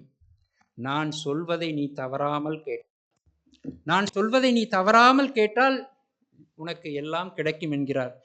எனக்கு அதற்கு நான் இப்பொழுதே உயர பறக்க வேண்டும் என்று அந்த சீடன் கூறுகிறான். அனுபவம் தானே வேண்டும், நான் சொல்வதை கேள் என்று அந்த குரு சொல்ல ஆரம்பிக்கிறார். உனக்கு ஒரு சிறிய அனுபவத்தை போதிக்கின்றேன், அதற்கு நான் சொல்வதையெல்லாம் நீ கேட்க வேண்டும் என்கின்றான். சீடன் சரி என்று சொல்கிறார். அப்பொழுது நன்றாக கண்களை மூடிக்கொள். நல்லா கண்ணை மூடிக்கிட்டான். இப்பொழுது நம்ம 2 பேரும் ஒரு சின்ன புழுவா மாறிடுவோம். ஒரு கற்பனையா சொல்றாரு, ஆனால் அது உண்மையா நடக்கிற மாதிரியே இருக்கு. இப்போ நான் சொல்ல போறது பாருங்க. நம்ம 2 பேரும் சின்ன புழுவா மாறிடுவோம். அந்த கண்களை மூடி ஆழ்ந்த தியானத்தில் சென்ற சீடன் சொன்னான், நான் புழுவாக மாறிவிட்டேன். இப்போ நம்ம 2 பேரும் புழுவா இருக்கோம். இப்போ கண்ணை நல்லா மூடிக்கோ, நம்மெல்லாம் 2 பேரும் ஒரு காட்டுக்குள்ள இருக்கோம். ஆம், காட்டுக்குள் வந்து விட்டோம். அந்த காட்டுக்குள்ளே ஒரு சிங்கம் இருக்கிறது. அந்த சிங்கத்தின் காலை பற்றி கொள்வோம். ஒரு சின்ன புழுத்தானே, 2 புழுக்களும் அந்த சிங்கத்தின் காலை பற்றி கொண்டது. அந்த சிங்கம் ஓடிக்கிட்டே இருக்கு. இந்த புழுக்கள் காலில் போன உடனே அந்த சிங்கம் ஓடிக்கிட்டே இருக்கு. ஓடி போய் ஒரு மலையோட உச்சியில் நிற்கிது. இப்போ அந்த குரு கேட்கிறார், சீடா, இப்பொழுது நம் மலையின் உச்சியில் இருக்கிறோம், கண்ணை திறந்து பார், எங்கிருக்கிறோம் என்று. ஒரு அழகான இடம், மலையின் உச்சியில் நின்று பார்த்தால் அழகாக தோன்றுகிறது. ஆம், நாம் உயரத்தில் வந்து விட்டோம் என்று அந்த சீடன் சொல்கிறான். இல்லை இல்லை, இன்னும் நான் உயரத்தில் பறக்க வேண்டும் அப்படின்னு அந்த சீடன் சொல்றான். அப்படியா, இந்த சிங்கத்தின் காலில் இருந்து கீழே இறங்கு, நானும் இறங்குகிறேன் என்று இருவரும் சிங்கத்தின் காலில் இருந்து கீழே இறங்கிறாங்க. இறங்கின உடனே அங்கு ஒரு கழுகு இருக்கிறது. அது இறைய பிடிக்கிறதுக்காக கீழே தரையில இறைய தேடிக்கிட்டு இருக்கு. வா அந்த கழுகின் கால்களில் ஏறிக்கொள்வோம் என்று 2 புழுக்களும் அந்த கழுகின் கால்களில் ஏறிக்கொண்டது. கழுகு இரையை பிடித்ததும் உயர பறந்தது, மிக உயர பறந்தது. உயர பறந்த உடனே அந்த சீடன் புழு சொல்கிறது, ஐயா எனக்கு பயமாக இருக்கிறது, கழுகு உயர பறக்கிறது, நான் எங்கே கீழே விழுந்து விடுவோனோ என்று பயமாக இருக்கிறது அப்படின்னு சொன்ன உடனே, நீ இருக பற்றிக்க, நீ தான் உயர பறக்கணும்னு சொன்ன, நீ தான் வானத்தை எல்லாம் பார்க்கணும்னு சொன்ன, வானுயர பறக்கணும்னு சொன்ன, இப்ப வானத்துல பாரு என்னெல்லாம் தெரியுதுன்னு பாரு அப்படின்னு சொல்லிட்டு அது சொல்லுது. சரி கொஞ்ச நேரம் பொறு என்று அந்த கழுகு அடுத்த இரையை பிடிப்பதற்காக ஒரு இடத்தில் வந்து அமர்கிறது. இப்பொழுது கீழே இறங்கி என்று அந்த கழுகினுடைய காலிலிருந்து கீழே இறங்கி விட்டார்கள் 2 புழுக்களும். அடுத்து அங்கு ஒரு படகோட்டி, அது ஒரு பெரிய நீர்நிலையின் கரையில் அந்த கழுகு இறங்கி இருக்கிறது. அங்கு ஒரு படகோட்டி இருக்கிறான். அவன் தன்னுடைய தலைப்பாகையை கட்டி வைத்துவிட்டு ஓய்வெடுத்துக் கொண்டிருக்கிறான், அந்த நீர்நிலையை தாண்ட வேண்டும் என்பதற்காக. அப்பொழுது அந்த குரு சொல்கிறது, சீடனே இப்பொழுது அந்த படகோட்டியின் தலைப்பாகையில் நாம் இருவரும் அமர்ந்து கொள்ள வேண்டும் என்று சொல்கிறது. 2 புழுக்களும் படகோட்டியின் தலைப்பாகையில் அமர்ந்து கொண்டது. அவனும் களைப்பு தீர்ந்து தலைப்பாகை எடுத்து மாட்டிக்கொண்டு அந்த நீர்நிலையை கடந்தான். நீர்நிலையை கடந்த உடனேயே தன்னுடைய தலைப்பாகை எடுத்து உதறினான். 2 புழுக்களும் நீர்நிலையை கடந்து கீழே விழுந்து விட்டது. கீழே விழுந்த இடத்தில் ஒரு சின்ன கயிறு கிடக்கிறது. இப்பொழுது குரு சொன்னார், அந்த கயிற்றில் ஏறிக்கொள் என்று. கயிற்றில் ஏறிக்கொண்டார்கள். அங்கு ஒரு விறகு வெட்டி வந்தான். விறகை வெட்டி விட்டு அதனுடைய இந்த கயிற்றை சுமையிலே கட்டினான். இப்பொழுது 2 புழுக்களும் அந்த விறகு சுமையிலே போனது. விறகை எடுத்துக்கொண்டு அவன் வீட்டிற்கு போனான். அந்த விறகு வெட்டி யார் என்றால் இந்த சீடனின் பக்கத்து வீட்டுக்காரன். இந்த சீடனுடைய பக்கத்து வீட்டுக்காரன் அந்த விறகு வெட்டி. அவன் விறகு சுமையை தன்னுடைய வீட்டிலே ஊண்டினான். 2 புழுக்களும் வீட்டுக்கு சென்று விட்டது. இப்பொழுது அந்த குரு சொல்கிறார், சீடனே நாம் வீட்டுக்கு வந்து விட்டோம், இப்பொழுது கண்ணை திற என்று. வீட்டுக்கு விட்டோம், இப்பொழுது கண்ணை திற என்று அந்த குரு சொல்கிறார். கண்ணை திறந்தான், அதிசயித்தான். இப்பொழுது எங்கெல்லாம் சென்று வந்தாய் சொல் என்று குரு கேட்கிறார். காட்டிற்கு சென்றோம், சிங்கத்தை பார்த்தோம், சிங்கத்தின் காலில் சென்றோம், கழுகின் கால்களில் சென்றோம், உயர பறந்தோம், பெரிய நீர்நிலையை கடந்தோம், கயிற்றை பற்றி கொண்டு வந்தோம், விறகு சுமையால் வீட்டுக்கு வந்தோம் என்று வந்ததையெல்லாம் சொன்னான். இப்பொழுது உனக்கு குரு யார் என்று புரிகிறதா? இப்பொழுது குரு யார் என்று புரிகிறதா? உன்னை ஏற்றி கொண்டு போன சிங்கம் மலையின் உச்சியை காட்டியது, கழுகு வான் உயரத்தை காட்டியது, அந்த படகோட்டி உன்னை நீர்நிலையை கடக்க செய்தான், அந்த கயிறில் ஏற்றிய அந்த விறகு சுமை விறகு வெட்டிக்காரன் உன்னை வீடு வரை கொண்டு வந்து சேர்த்திருக்கிறான். இவர்கள் எல்லாம் தான் உன் குரு, இவர்கள் எல்லாம் தான் குரு. வாழ்க்கையில் 1000 குரு வருவார்கள். குரு எங்கே என்று நாம் தேடவில்லை, நம்மிடத்திலே தான் இருப்பார்கள், நம்மிடத்திலே தான் இருப்பார்கள். அந்த குருவை நாம் எங்கு கண்டுபிடிப்பது என்பதில் தான் நாம் தவற விடுகிறோம். நமக்கு ஒவ்வொரு அசைவையும் ஒவ்வொரு முன்னேற்றத்தையும் ஒவ்வொரு அறிகுறியாக காட்டி அவர் நம்மை முன்னேற்றக்கூடிய, வாழ்க்கையிலே முன்னேற்றக்கூடிய அந்த செயல்பாடுகள் தான் குரு என்பது. குரு அன்பானவர், அறிவு கண்ணை திறக்க வைப்பார். ஆனால் சில சமயங்களில் சிந்தனை சறுக்கல்கள் இருக்கும், ஆனால் ஞானத்தால் அதை சரி செய்வார். குருவிற்கும் சறுக்குகள் இருக்கும், அதை ஞானத்தால் அதை சரி செய்வார். ஒரு சிறிய குழந்தை எரியும் விளக்கை ஏந்தி சென்று கொண்டிருந்தது. அப்பொழுது தெருவில் போகும் பொழுது அங்கு ஒரு ஞானி, அவர் பெரிய ஞானி. அவர் கேட்கிறார், குழந்தாய், இந்த விளக்கிலே வருகின்ற வெளிச்சம் எங்கிருந்து வருகிறது தெரியுமா என்று குழந்தையிடம் கிண்டலாக கேட்கிறாய். அப்படி கேட்கும் பொழுது அந்த குழந்தை சிரித்து விட்டு படார் என்று அந்த விளக்கை அணைத்து விட்டது. படார் என்று விளக்கை அணைத்து விட்டது. அணைத்தவுடன் அந்த குழந்தை ஞானியை நோக்கி கேட்கிறது, இப்பொழுது இந்த வெளிச்சம் எங்கே போனது என்று தெரியுமா? இந்த விளக்கின் வெளிச்சம் எங்கே போனது என்று தெரியுமா என்று கேட்கிறது. அப்பொழுதுதான் குருவிற்கு மனதில் சறுக்கின்றது. யாரையும் நாம் அவ்வளவு எளிதாக எடை போட்டு விடக்கூடாது. நம் முன்னால் இருப்பவர்கள் நமக்கு மேல் பெரிய அறிவாளிகளாக இருக்கலாம், குருக்களாக இருக்கலாம். அவர்கள் மனதை புரிந்து கொண்டு நாம் செயல்பட வேண்டும் என்பதற்கு இது ஒரு உதாரணம். ஒரு வகுப்பிலே ஒரு மாணவன் நல்லா படிப்பான், ஆனா நிறைய சேட்டை செய்வான், பசங்களை எல்லாம் கேலி பண்ணுவான். நான் தான் பெரியவன், நான் தான் நல்லா படிக்கிறேன், எனக்கு தான் வாத்தியார் முன்னுரிமை கொடுப்பார் அப்படின்னு சொல்றார், அப்படின்னு எல்லாம் ரொம்ப தொந்தரவு பண்ணுவான். இந்த வாத்தியார் சரியான சமயத்திலே ஒரு பாடம் புகட்ட வேண்டும் என்று அந்த ஆசிரியர் நினைக்கிறார். ஒரு நாள் இந்த ஆசிரியரினுடைய ஆசிரியர் இறந்து விட்டார். உடனே அந்த மாணவனை கூப்பிட்டு, மாணவனே, என்னுடைய ஆசிரியர் இறந்து விட்டார், அவர் மிகப்பெரிய மகான், இவ்வளவு விருதுகள் வாங்கியிருக்கிறார், இவ்வளவு புஸ்தகங்கள் எழுதியிருக்கிறார், இவ்வளவு பண்ணியிருக்காரு, இவ்வளவு செல்வத்துக்கு சொந்தக்காரர், அவருக்கு ஒரு சவப்பெட்டி செய்ய வேண்டும், அவர் இறந்து விட்டார், நீ போய் சவப்பெட்டி வாங்கிட்டு வா அப்படின்னு சொல்லி அவங்ககிட்ட அனுப்புறாரு. மாணவனும் போறான். போய் அந்த சவப்பெட்டி செய்யக்கூடிய அந்த தொழிலாளியிடம், ஐயா எனக்கு ஒரு சவப்பெட்டி வேணும், அவர் ரொம்ப பெரியவர், மிகப்பெரிய செல்வந்தர், மிகப்பெரிய அவார்டுகளை எல்லாம், நிறைய பரிசுகளை எல்லாம் பெற்றிருக்கிறார், மிகப்பெரிய பேச்சாளர் அப்படிலாம் சொல்றான். அந்த சவப்பெட்டி தொழிலாளி சொல்றான், அட அறிவு கெட்டவனே, அட அறிவு கெட்டவன், இதெல்லாம் எனக்கு எதுக்கு, இதெல்லாம் எனக்கு எதுக்கு, எனக்கு தேவை இறந்த உடலின் நீள அகலம், எனக்கு தேவை இறந்த உடல் நீள அகலம். அவர் அவார்டு வாங்கியிருந்தா என்ன, எவ்வளவு வாங்கியிருந்தா என்ன, இப்ப பிணம், இப்ப பிணம், எனக்கு தேவை இதெல்லாம் தேவையில்லை, நீள அகலம். அப்பதான் அவனுக்கு சுருக்குனுச்சு. ஒரு மாணவன் எதையுமே அறியாம நம்ம பெரிய ஆளுன்னு நம்மளா நினைச்சுக்கிறோம். ஆனா அங்க போய் பதில் சொல்ல முடியல. வாத்தியார்கிட்ட முழு விஷயத்தை கேட்டுட்டு வரல. அங்க போய் சொன்னோடனே அந்த தொழிலாளி சொல்கிறார், எனக்கு தேவை இதுவெல்லாம் அல்ல, அந்த உருவத்தின் அளவு மட்டும் சொல்லி நான் சவப்பெட்டி செய்யறேங்கிறாரு. மாணவனுக்கு அறிவு புகட்ட வேண்டும் என்றே இந்த ஆசிரியர் அவனை அங்கே அனுப்பியிருக்கிறார். இதற்காகத்தான் நான் உன்னை அனுப்பினேன், இதை நீ உலகத்தை தெரிந்து கொள்ள வேண்டும் என்பதற்காக அந்த ஆசிரியர் அனுப்பியிருக்கார். குரு என்பவர் தெளிவை கொடுப்பவர், அறிவை கொடுப்பவர், புரிய வேண்டியதை அழகாய் புரிய வைத்து அடுத்த படிநிலைக்கு நம்மை உயர்த்துபவர், நல்ல சிநேகிதர், நம்மை முழுக்க புரிந்தவர், சரணடைந்தோரை பெரும் இடத்திற்கு உயர்த்தும் வித்தகர். குருவின் மொழி பல நேரங்களில் மௌன மொழியாக இருக்கும். குருவின் மொழி மௌன மொழியாக இருக்கும். ஒரே ஒரு கடைசியாக ஒரு காட்சி, ராமாயணத்தில் சீதையின் சுயம்பரம். 66 தேசத்து ராசாக்களும் அங்க இருக்காங்க. ஆனாலும் ராமனும் ஸ்ரீராமனும் விஸ்வாமித்திரரும் எதிரெதிர் திசையில் அமர்ந்திருக்கிறார்கள். சுயமரம் நடக்கிறது. ஒவ்வொரு நாட்டு இளவரசனும் வருகிறான், அந்த வில்லை உடைக்கிறான்.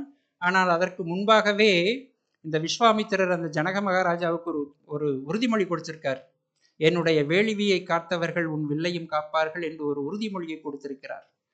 ராமனை அடுத்து ராமனின் அந்த அவகாசம் வருகிறது. அவர் செல்கிறார். சென்ற உடனேயே விஸ்வாமித்திரர் ராமனை பார்க்கிறார், அந்த வில்லை பார்க்கிறார். ராமனும் விஸ்வாமித்திரை பார்க்கிறார், அந்த வில்லை பார்க்கிறார். போன உடனேயே அந்த வில்லை பூ போல எடுத்த உடனே வில்லு நான் ஏற்றி உடைந்து விடுகிறது. அதைத்தான் எடுத்தது கண்டார் இற்றது கேட்டனர் என்று ராமாயணத்திலே மிக அழகாக கம்பன் கூறுகின்றான். பார்த்த மாத்திரத்துல வில்லு உடஞ்சிச்சு. யாரும் பார்க்கல, எப்படி எடுத்தான், எப்படி வளைச்சான், எப்படி உடைச்சான்னு யாருமே பார்க்கல. எடுத்தது கண்டனர் இற்றது கேட்டனர், அவ்வளவுதான். இது எதனால? விஸ்வாமித்திரர் என்றும் ஒரு மௌன மொழி, கண்ணில பார்த்தார், அவ்வளவுதான். நீ இதை பண்ணுன்னு சொன்னாரு, வில்ல உடைச்சிட்டாராமே. இதுதான் மௌன, குருவின் மௌன மொழி அப்படின்னு சொல்லக்கூடியது. ஸோ பார்வையால், மௌன மொழியால் குருக்கள் நம்மை பாவிப்பார்கள். அவர்கள் சொல்லக்கூடிய கட்டளை இருக்கும். இதுதான் நல்ல சீடர்கள் குருவின் பார்வையும் மௌனத்தையும் சரியாக புரிந்து கொள்வார்கள் என்பதற்கு உதாரணம். குரு என்பவர் மழை தரும் செல்வம், மதிதரும் சீதம், பிழைதரும் ஞானம், பெருங்கண் அழைப்பில் தலைவிடும் காதல், தவத்தால் தெளிவாய் இழைக்கும் குருவே இதம் என்கிறது ஒரு புதுக்கவிதை. ஒரு நல்ல குருவை பற்ற வேண்டும். திருவள்ளுவன் கூறுகிறான், பற்றுக பற்றற்றான் பற்றை எப்பற்றை பற்றுக பற்று விடற்கு என்று. பற்றில்லாத கடவுளின் பற்றை மட்டும் பற்றுங்கள். ஏனென்றால் உலக பற்றுக்களை விடுவிப்பதற்கு அந்த பற்று உதவும். எல்லா பற்றுக்களையும் விடுவிக்க வேண்டும் என்றால் பற்றில்லாத ஒரு நல்ல குருவின் தாளினை பற்ற வேண்டும் என்று வலியுறுத்துகிறது இந்த குறள். திருமூலரும் கூறுகின்றார், சிவனை வழிபட்டார் எண்ணிலி தேவர்கள், அவனை வழிபட்டாங்கு ஆமாறு ஒன்றில்லை, அவனை வழிபட்டாங்கு ஆமாறு காட்டும் குருவே வழிபடில் கூறும் ஆமே என்று திருமூலரும் கூறுகின்றார். வணங்கக்கூடியவர்கள் நிறைய இருக்கிறார்கள். சுந்தரர் சொல்கிறார், வணங்கக்கூடியவர்கள் நிறைய இருக்கிறார்கள். அதிலே 63 நாயன்மார்கள் நமக்கு எல்லோரும் தெரியும். அவர்களுக்கெல்லாம் ஊர் தெரியும், பேர் தெரியும். அவர்களை எல்லாம் வணங்கலாம். ஆனால் இன்னும் சிலரை நாம் வணங்க வேண்டும் என்பதை அந்த சுந்தரர் வரிசைப்படுத்தி இருக்கிறார். ஒரு 9 வகையான பேரை நாம் வணங்க வேண்டும். யாரையெல்லாம் வணங்க வேண்டும்? தில்லைவாழ் அந்தனர்தம் அடியார்க்கும் அடியேன் என்று அவர்களை வணங்குகிறார். பொய்யடிமை இல்லாத புலவர்க்கும் அடியேன் என்று புலவர்களை வணங்குகிறார். பத்திராய் பணிபவர்கள் எல்லாருக்கும் அடியேன் என்று பக்தர்களை வணங்குகிறார். பரமனையே பாடுவார் அடியார்க்கும் அடியேன் என்று அந்த பாடுபவர்களை வணங்குகிறார். சித்தத்தை சிவன் போல் வைத்தார்க்கும் அடியேன் என்று சிவபக்தர்களை வணங்குகிறார். திருவாரூர் பிறந்தார்கள் எல்லாருக்கும் அடியேன் என்று அங்கு இருக்கக்கூடிய மக்களையெல்லாம் வணங்குகிறார். முப்போதும் திருமேனி தீண்டுவார்க்கு அடியேன், பூஜை செய்பவர்கள், அவர்களுடைய மேனியை பாதுகாப்பவர்கள், பூஜைப்பவர்கள், அவர்களை வணங்குவேன் என்கிறார். முழுநீர் பூசிய முனிவர்க்கும் அடியேன் என்கிறார். யாரெல்லாம் திருநீர் பூசுகிறார்களோ அவர்களெல்லாம் குருவாக நான் வணங்குகிறேன் என்று கூறுகிறார். அப்பாலும் அடி சார்ந்த அடியார்க்கும் அடியேன், எல்லா அடியார்களுக்கும் நான் அடியவன் என்று சுந்தரர் வணங்குகின்றார். சரியான குருவை தேர்ந்தெடுப்பது குருட்டினை நீக்கும் குருவினை கொள்ளார், குருட்டினை நீக்கா குருவினை கொள்வார். குருடும் குருடும் குருட்டாட்டமாடி குருடும் குருடும் குழிவிலும் மாறே என்று திருமூலரே கூறுகின்றார். நம்மெல்லாம் சரியான குருவை தேர்ந்தெடுக்கலாம் என்ன ஆகும்? குருடும் குருடும் குருட்டாட்டமாடி குழியில விழுந்த கதையாத்தான் மாறும். இதுதான் திருமூலர்னு சொல்றார். ஒரு சரியான நல்ல குருவை தேர்ந்தெடுக்க வேண்டும். நாம் முன்னேற வேண்டும் என்றால், நாம் வீடு பேறு அறைய வேண்டும் என்றால், நாம் ஏதாவது ஒரு நல்ல நிலைக்கு செல்ல வேண்டும் என்றால் ஒரு நல்ல குருவை சேர வேண்டும். சாந்தலிங்க பெருமாள் என்ற ஒரு சாது கூறுகின்றார், எல்லாம் உடையான் குருவாக இங்கு எமது அல்லல் அறுத்தான் என்று உந்தீபர அவன்தான் தொழுவாம் என்று உந்தீபர என்கிறார். எல்லாம் வல்ல சிவன் நம் அனைத்து துன்பங்களையும் குருவாகி வந்து வேறறுப்பான் என்பது ஒரு அதற்குரிய ஒரு மாற்று கருத்து இல்லை. உண்ணும் உணர்வுக்கும் உணர்வாய் உம்மை தந்தாய், மண்ணும் சுருதி பொருளாய் வழிகாட்டி நின்றாய், பின்னும் குருவாய் அடைந்து உன்னருள் பேண வைத்தாய், என்னென்று உரிப்பேன் திருக்கருணை என்று அந்த கருணையான குருவை பாடுகின்றார். இவ்வாறு குருவை பணிந்தோரெல்லாம் நிச்சயம் நாம் நல்ல பேறு கிடைக்கும். சுக்ராச்சாரியான தன் குரு தருமத்தையும் மீறி தானம் கொடுத்த மகாபலி சக்கரவர்த்தி வாழ்வில் சரிந்தான். அவர் சொல்றார், இதெல்லாம் பண்ணாதன்னு சொல்றார். குருவின் சொல் பேச்சு கேட்கவில்லை என்றால் நாம் சரிவதும் உறுதி. சுக்ராச்சாரியான தன் குரு தன் சொல்வதையும் மீறி அவன் தானத்தை கொடுத்தான். அதனால் மகாபலி அவனுடைய வாழ்வில் சரிந்தான். குருவின் சாபத்தால் வீழ்ந்தவன் என பேறு பெற்றான் மிக பலசாலியான கர்ணன்.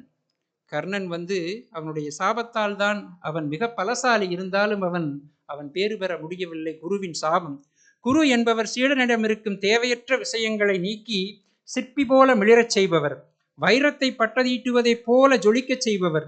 குருவின் வார்த்தைக்கு பணிபவர்கள் பெரும் இடத்திற்கு செல்வார்கள். அறிவேதான் தெய்வம் என்றார் தாயுமானவர், அகத்துள் மெய்ப்பொருள் காண்பதை தெய்வம் என்றார் திருவள்ளுவர். அவ்வறிவை அறிவதற்கு முறைகள் சொன்னார் திருமூலர். அறிவில் ஆழ்ந்து ஆனந்த ஞானம் கண்டார் ராமலிங்கர். அறிவில் நிலைத்து அறம் வகுத்து மனித பிறப்பின் மகத்துவம் காண ஆயிரம் குருமார்கள் அவர்களுடைய வாழ்க்கையில் செயல்படுத்தியும் வாழ்ந்து காட்டியும் நமக்கெல்லாம் பாடம் புகட்டி இருக்கிறார்கள்.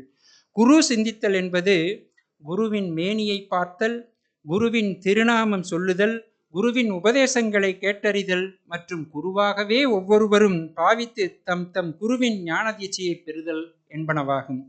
என்னாலும் குருவே நமக என்று குருநாமம் போற்றி வணங்குவோம்.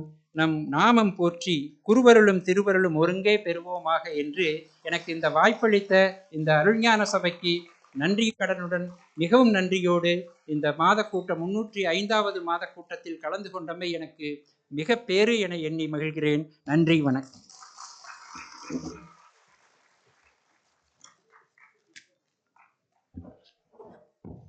அனைவருக்கும் வணக்கம்.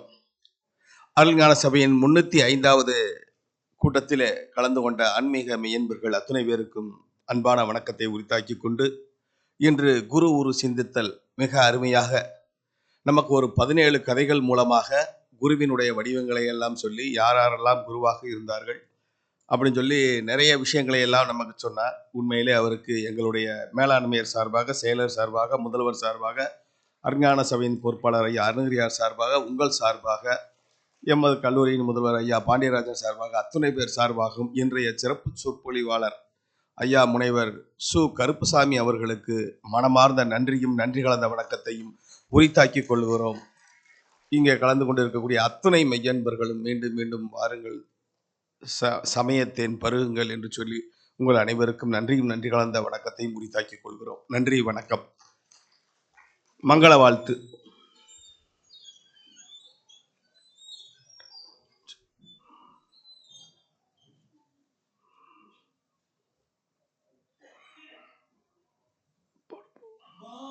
முகில் வாழாது பெய்க மழை வளம் சுரக்க